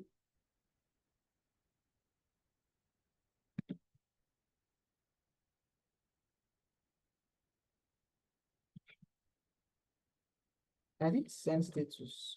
I should remember. That's send status of 200. Then we'll just log out the request body to see what is being sent to us. So I'll just send this out, export it. I'll come here to PayStack router and I'll say router.post, and I'll say webhook. That's simple. Then I'll say PayStack controller dot PayStack webhook. Short and simple. Okay. Now let's try to initialize a payment. Right? So let me initialize a payment of 3,000.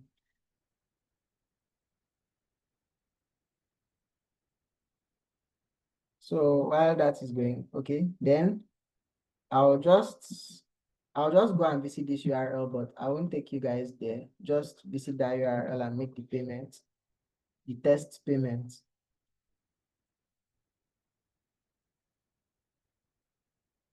Okay, and it's still loading. So I just made the payment, and let's see what happens if PayStack is going to send us something. Okay, now sorry, PayStack will not send us anything. Now let me tell you why, or let me show you why. Now remember that first and foremost, PayStack will not be able to send us anything while our request is on localhost. Is that clear? So now, which means you need to push this code online first. Then you will need to update PayStack's webhook. So this is another thing you need to do. Let's come back to our browser. Okay, let's come here. Now, you see this place for webhook. You see this place for webhook. You're to update this place for webhook with the route to your webhook. So PayStack knows exactly where it's going to send its post request to. Okay. So we are going to do that actually. We are going to do that.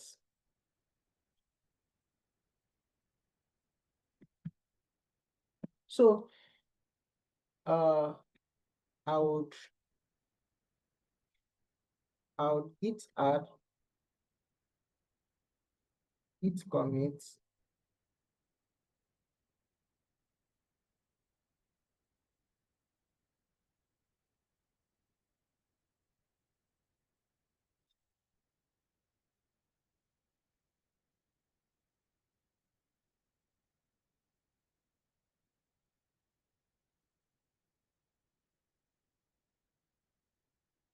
initialize, and web.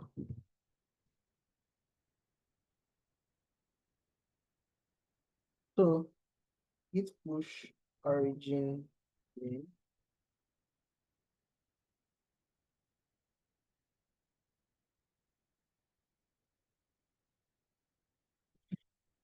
So let me take you guys there. Let's visit there. Let's visit the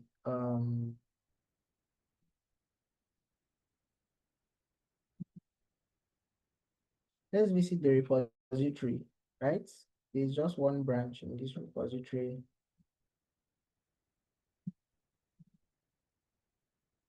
There's just one branch, and let's go to render.com. So because that is where you'll be able to see the logs of what is happening. That's where you'll be able to see the logs of what is happening.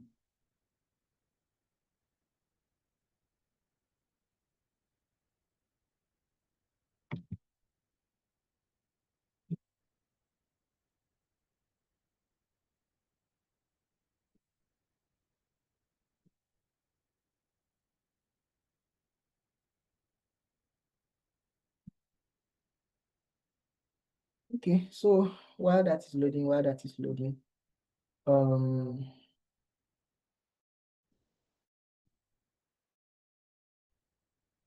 reason I'm even logging in is I want to see the base URL for what I'm doing. I want to see the base URL because I can't remember the base URL currently.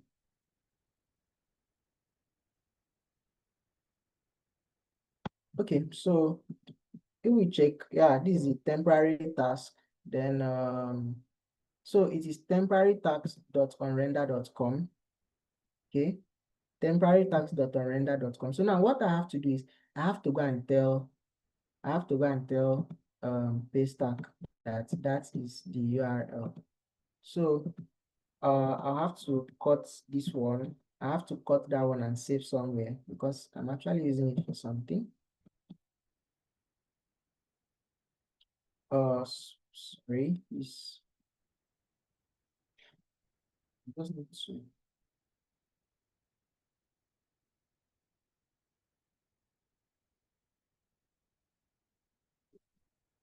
So we are here. Let me copy this. Then I'll come back here. I'll paste it and I'll say /PayStack /webhook because I think that's what I called it, right?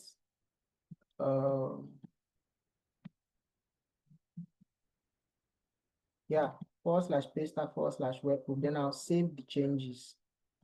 Then I'll come back here to render and I'll come to the logs to see. Now, there's nothing showing. Let me make the request. Okay, so I'll make the request on VS Code, right?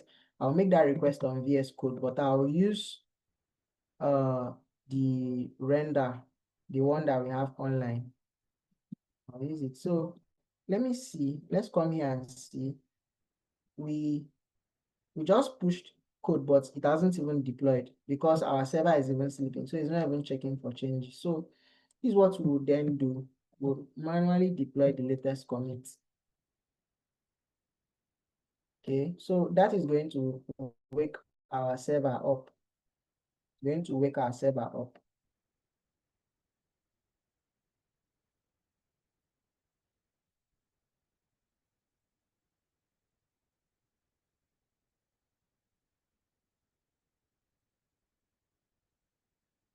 Okay, so while this is waking our server up, oh, I spells this, I misspells this, supposed to be webhook, but then, yeah, okay, I will not meant to add the webhook in PayStack. Yeah, so I just did that. I just did that.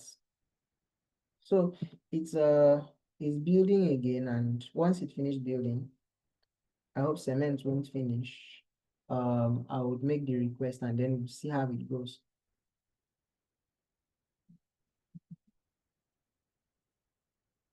So it's deploying, the build is successful, and it's now deploying. So once it deploys, because it's still building as it's deploying in progress. Once it deploys, this will change to live, and then we can now start making our requests.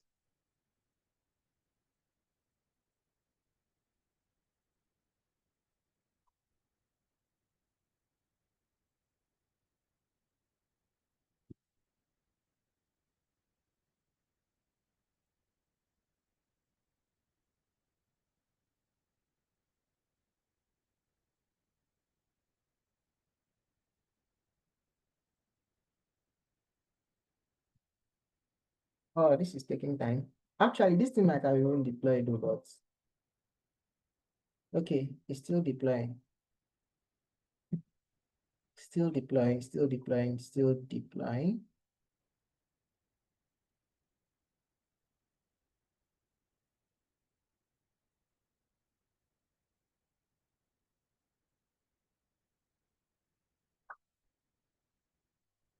Oh, why is it taking too much now?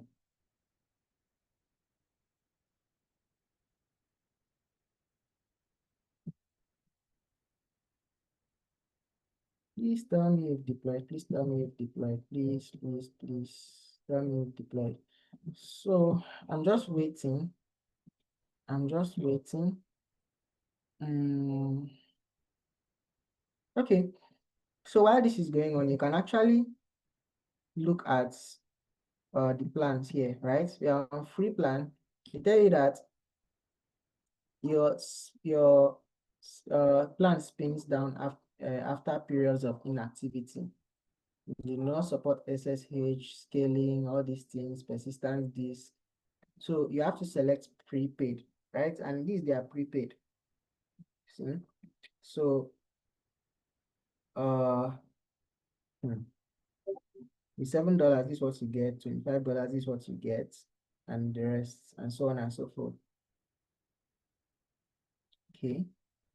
And one thing good with these guys is the scaling. I think it's automatic scaling. So it just adds or adds more servers also if there's too much traffic. So which is the best actually?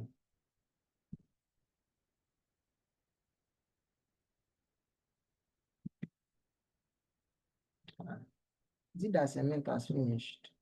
Why is it still deploying?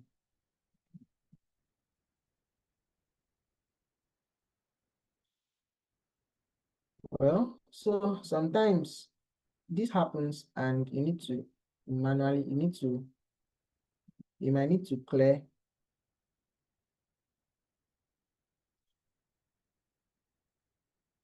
And it's still deploying.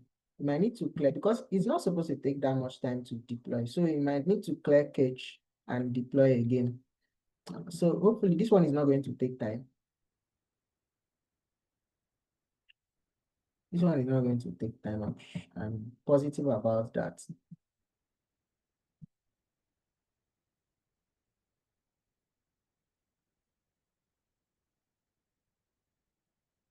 So this is the one that just started.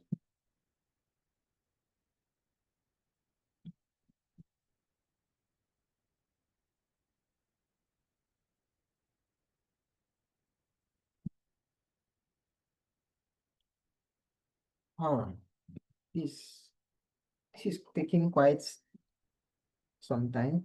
Okay. Okay, so it has started deploying. It has started deploying and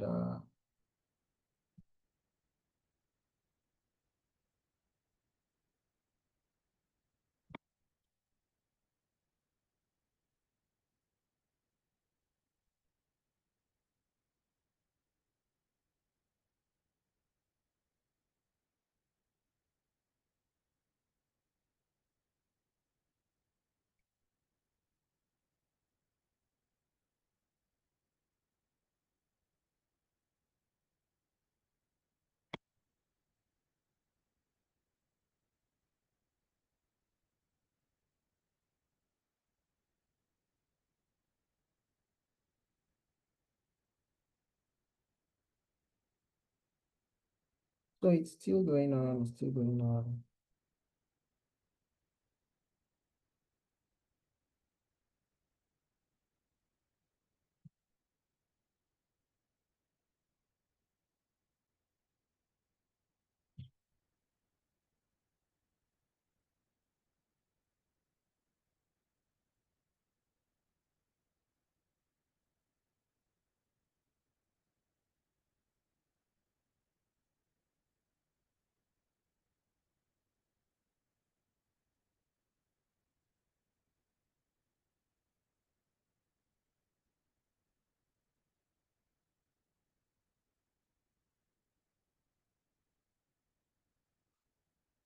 Okay, so still deploying.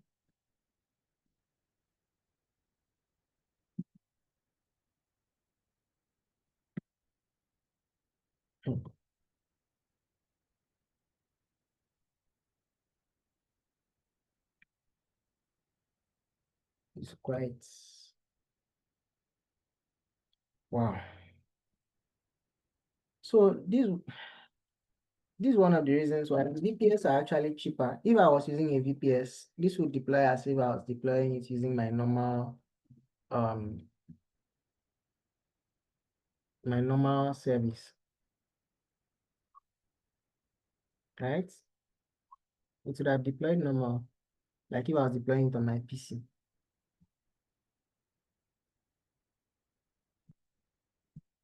So I have to wait and wait and wait until this decides to deploy at the end of the day. Still deploying. Wow.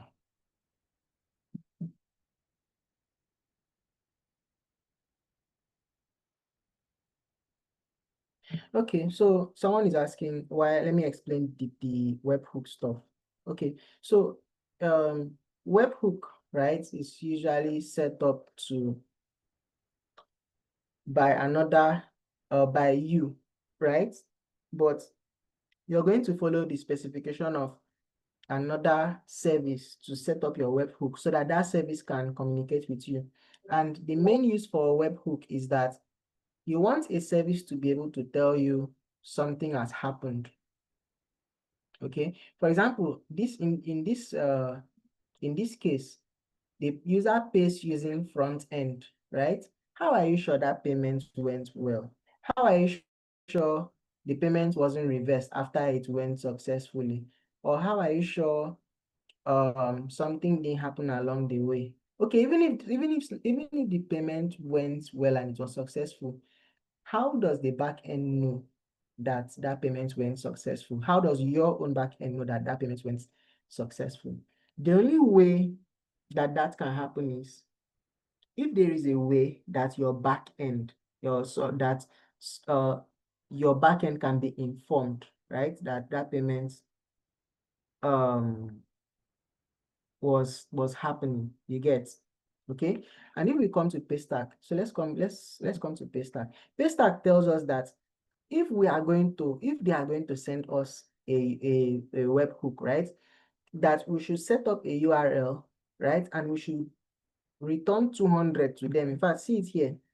So when your webhook, which a webhook is just a funny name for a post URL that another API will be sending requests to. So when your webhook, that's when your own backend, your webhook receives the event, you need to pass that event. So passing is just converting it to what you can use. Then you can use that that's what was sent to you. If you want to update a user's balance or to update an order status or something, you can use that to, but at the end of the day, after doing the updates you want to do, you should return a 200 back to PayStack. You understand? So that is going to make PayStack understand that, oh, okay, this person received our um uh our webhook call, then the person has acknowledged it. You get, and if you don't send a 200, it will do this. It will in live mode, this is what it will do. But even in test mode, this is what it will do. Okay, then so if you have extra running task, you should return 200 response immediately. then the running task lead to a request timeout. Then so what they are trying to say is, if PayStack sends you 200 and then if PayStack sends you a request webhook, that's it sends a webhook to your back end, and then your back end is doing a whole lot of things that before it will now get to send a response back of 200. Like maybe it's performing a long running task, maybe a task that will take like a minute or more, or it will take time before that connection is being timed out, you know. So they are telling you that you what you should do. So what they are trying to tell you is you should try to send back this thing on time. And if you have extra, you should return a response immediately. Okay, so that's what they are trying to say is once the request comes, at least just check the request. If the request contains what you want, you know, then once you check that the request contains what you want, maybe the status is successful and all this stuff, as soon as you see what you want, you should immediately send back a 200 response before you now continue your execution. Okay, so that's how the whole process works. So let's check back here.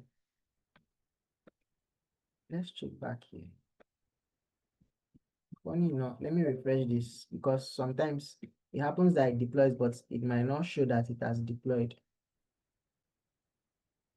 That's what happens sometimes. So let's see.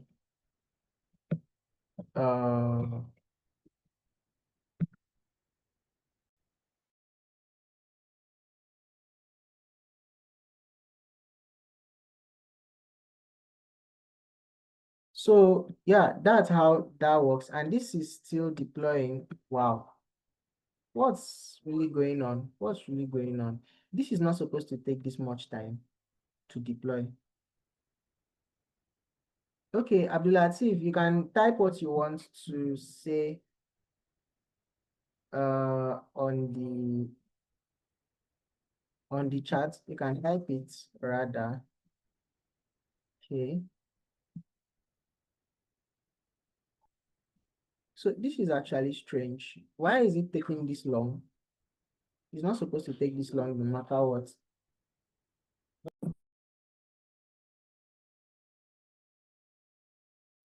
It's not supposed to take that long.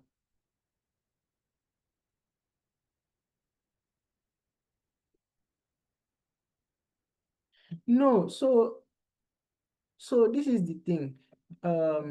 You are not the one sending the webhook to them. They are the ones sending the webhook to you. So they are the ones sending that. So the webhook is a request from PayStack to you. Do you get? It's not a request from you to PayStack.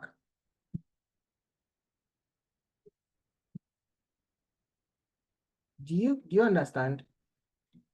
So now this you've set up these endpoints.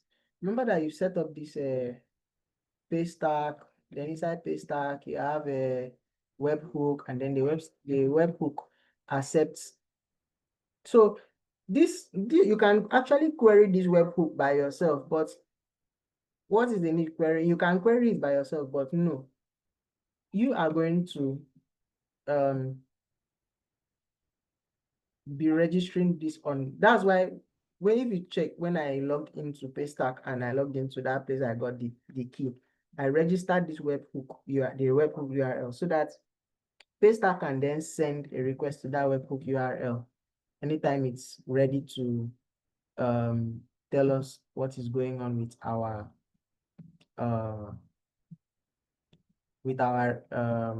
payments. Okay. So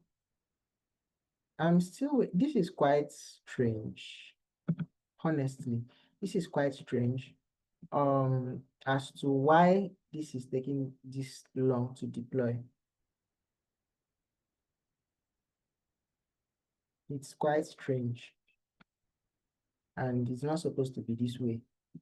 At least it would have deployed, and if there's maybe an issue, it would deploy and then crash. But it's not even about the network. It's not even about network. It's about render themselves. So since 5 minutes past 2, it's been here till 16 minutes past 2 and it's still deploying. This is like a total waste of time. Why would they allow this thing to stay? Is it because I'm using a free tier? They're not supposed to allow this to actually stay. If I was using a VPS, this would actually deploy very fast and I would have done what I was supposed to do and go my way. I'm not even happy at this point. So I'm still just looking at it. I want to deploy the latest commit. I don't know.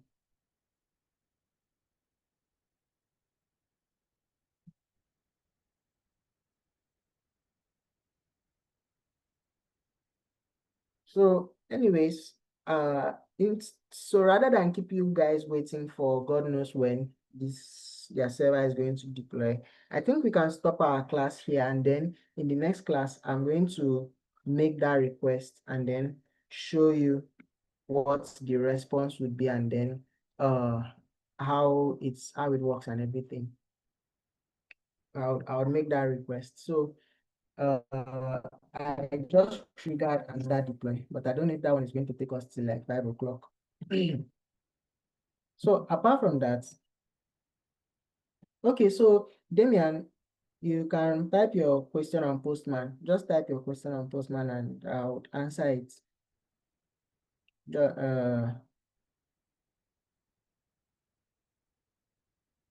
Okay, um, so this is the thing.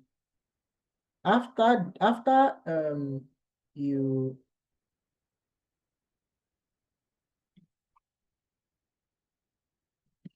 so this is it. How do I put it? Now, remember that on Postman, when you when you wrote or when you created those requests, you filled in everything. Now, when you change the URL for each request, as you're changing it, you go and click that save button. You understand? Once you click that save button, it will, I think I should, let me share my screen. Let me share my screen. So let me share my screen for you guys to see.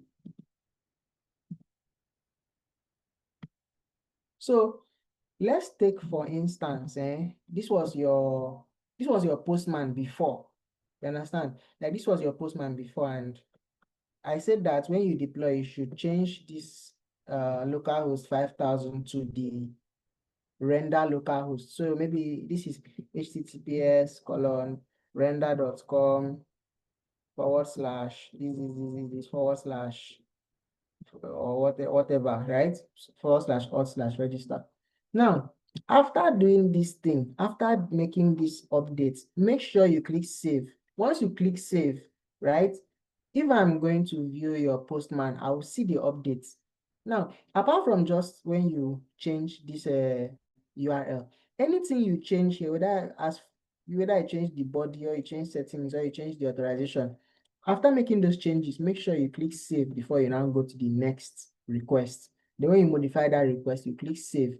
Now, doing that is more like committing your changes. So if I come back and look at your postman, right, I will see the updated version of what you I'll see what you've updated. You get? So yeah, so basically when you upload your task on postman on render, right? You then so let's wrap up the class before I talk about all those, right? Let's wrap it up. Is there anything specific about the today's class that I want me to re-explain? Right? Okay, so now so now it has finally deployed. It has finally deployed. Okay, it has finally deployed. I think so. What is it saying? Your this is live connection. Okay, so we're trying to connect to Mongo server, bad authentication. Okay, I know why this bad authentication is coming up. So remember that that's MongoDB account I did. I said it should last for only 6 hours. So after 6 hours, it got deleted and my backend is trying to connect with Mongo and it failed. So that's why it's saying this bad authentication, but that isn't really going to stop our PayStack from working. So let me go back to my VS Code and just make that. First, I will initialize a request. I will initialize a payment, and then what is it saying? Internal server error. Okay, what is it saying? Oh, oh, oh. Um, I didn't update the secret key online. Okay. Anyways, this is what I can actually do.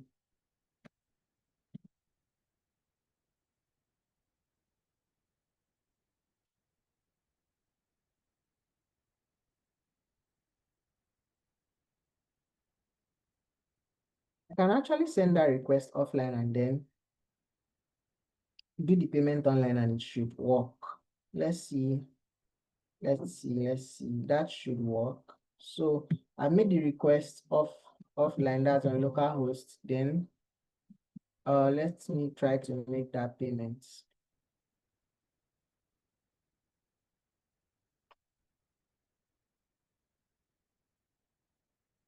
Then I'll just say success and pay. Then once I do that, if I come back here to view the logs, because it's going to print out what happened.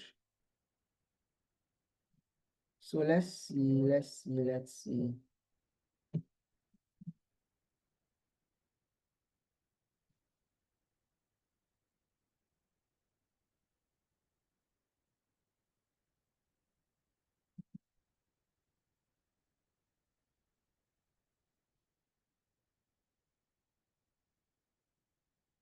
Oh, this was the one I just did.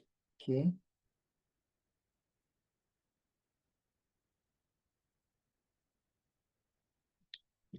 Uh,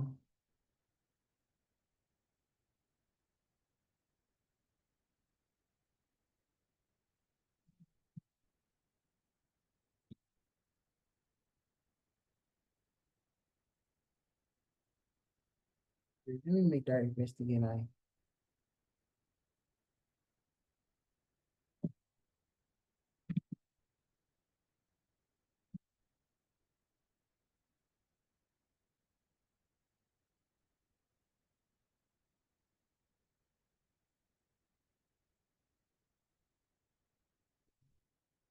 Success with 3,000. Let's come back here and see.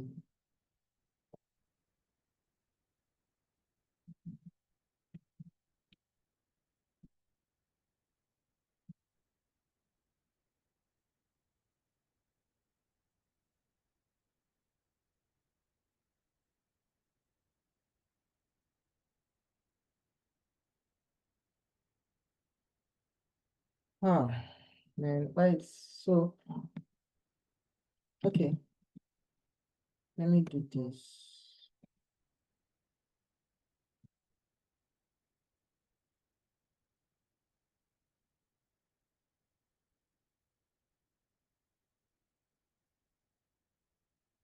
So environment, and I want to add.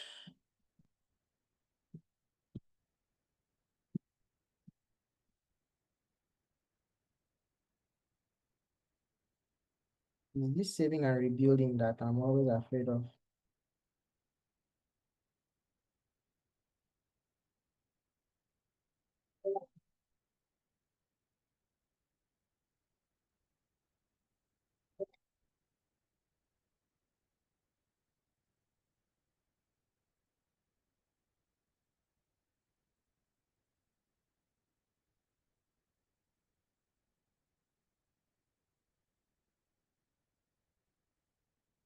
So let's see. Now this is rebuilding. Yeah, it's rebuilding. It's rebuilding. Let me try to sign in and create a temporary user.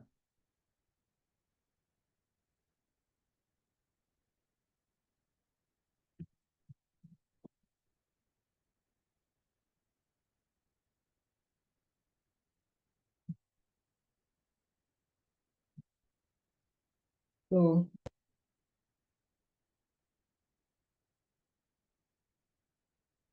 let's see.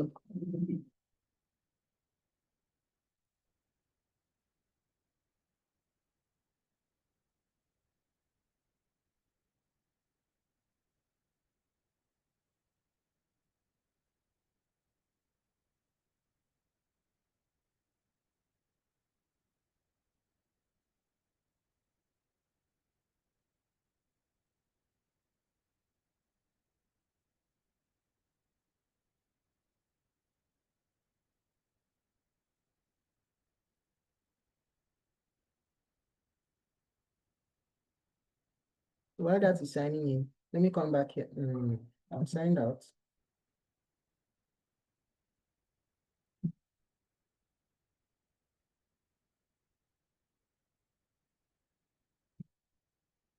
Oh, why is sign?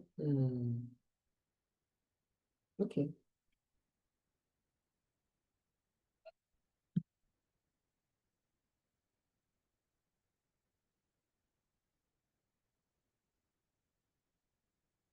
So I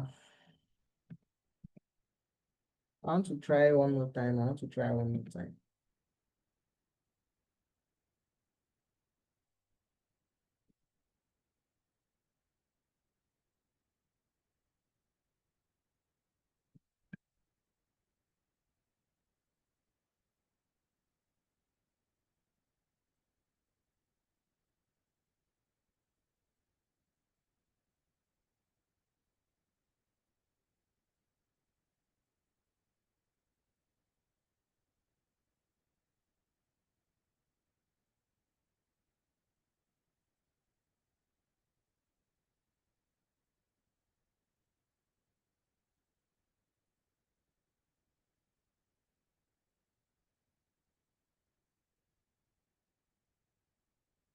Okay.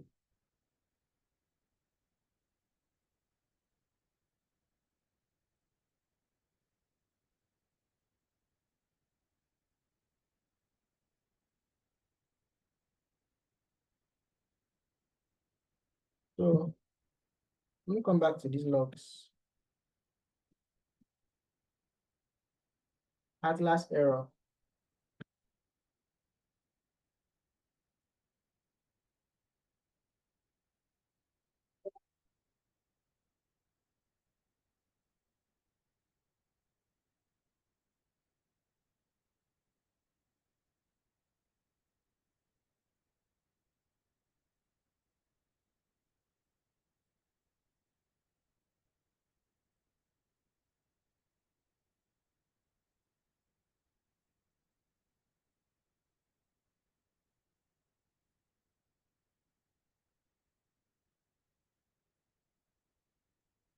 Okay, so now it's connected to the database. So let me try making that request again.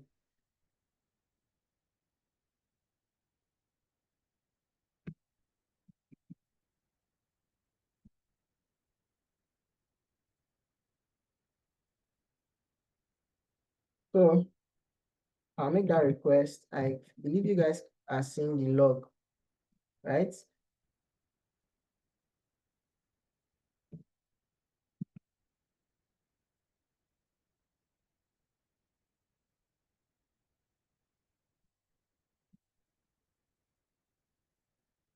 So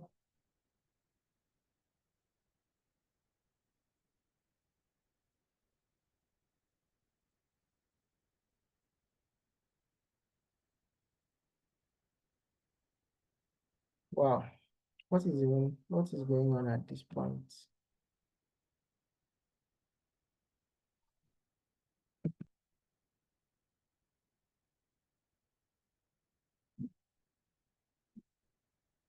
Oh, sorry.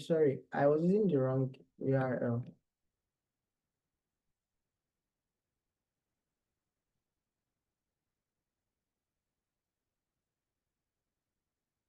I was actually using the wrong URL. Sorry, guys. So sorry about that.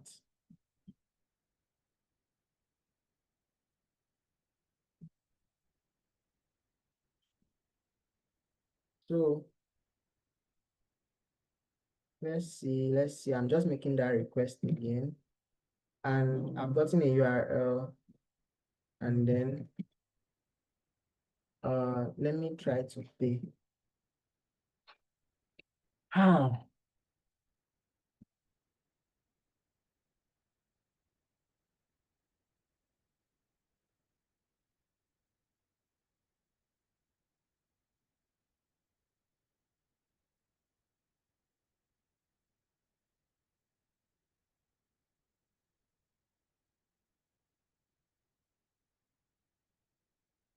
Mhm.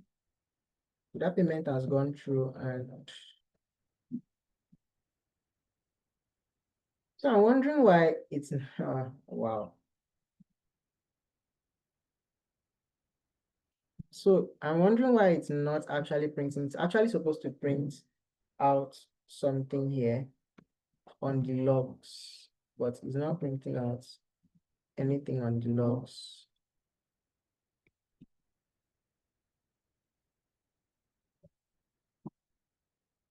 It's not printing anything.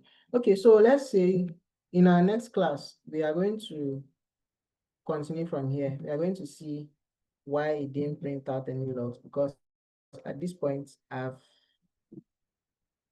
used console.log to make it print, and I'm not even sure this if it's accepting temporary tags.render.com initialize and then a webhook.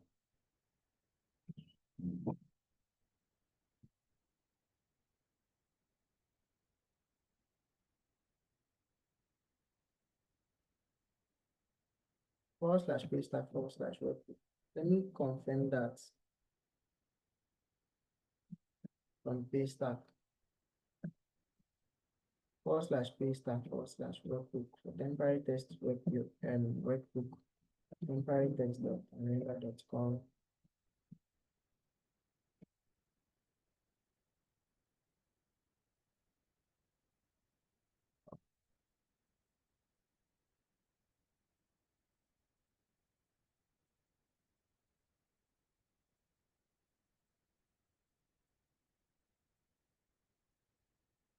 This is quite strange. So I'm going to try it for the very last time. If it doesn't work, then we'll have to close the class, and then I would address it in the next class. Um,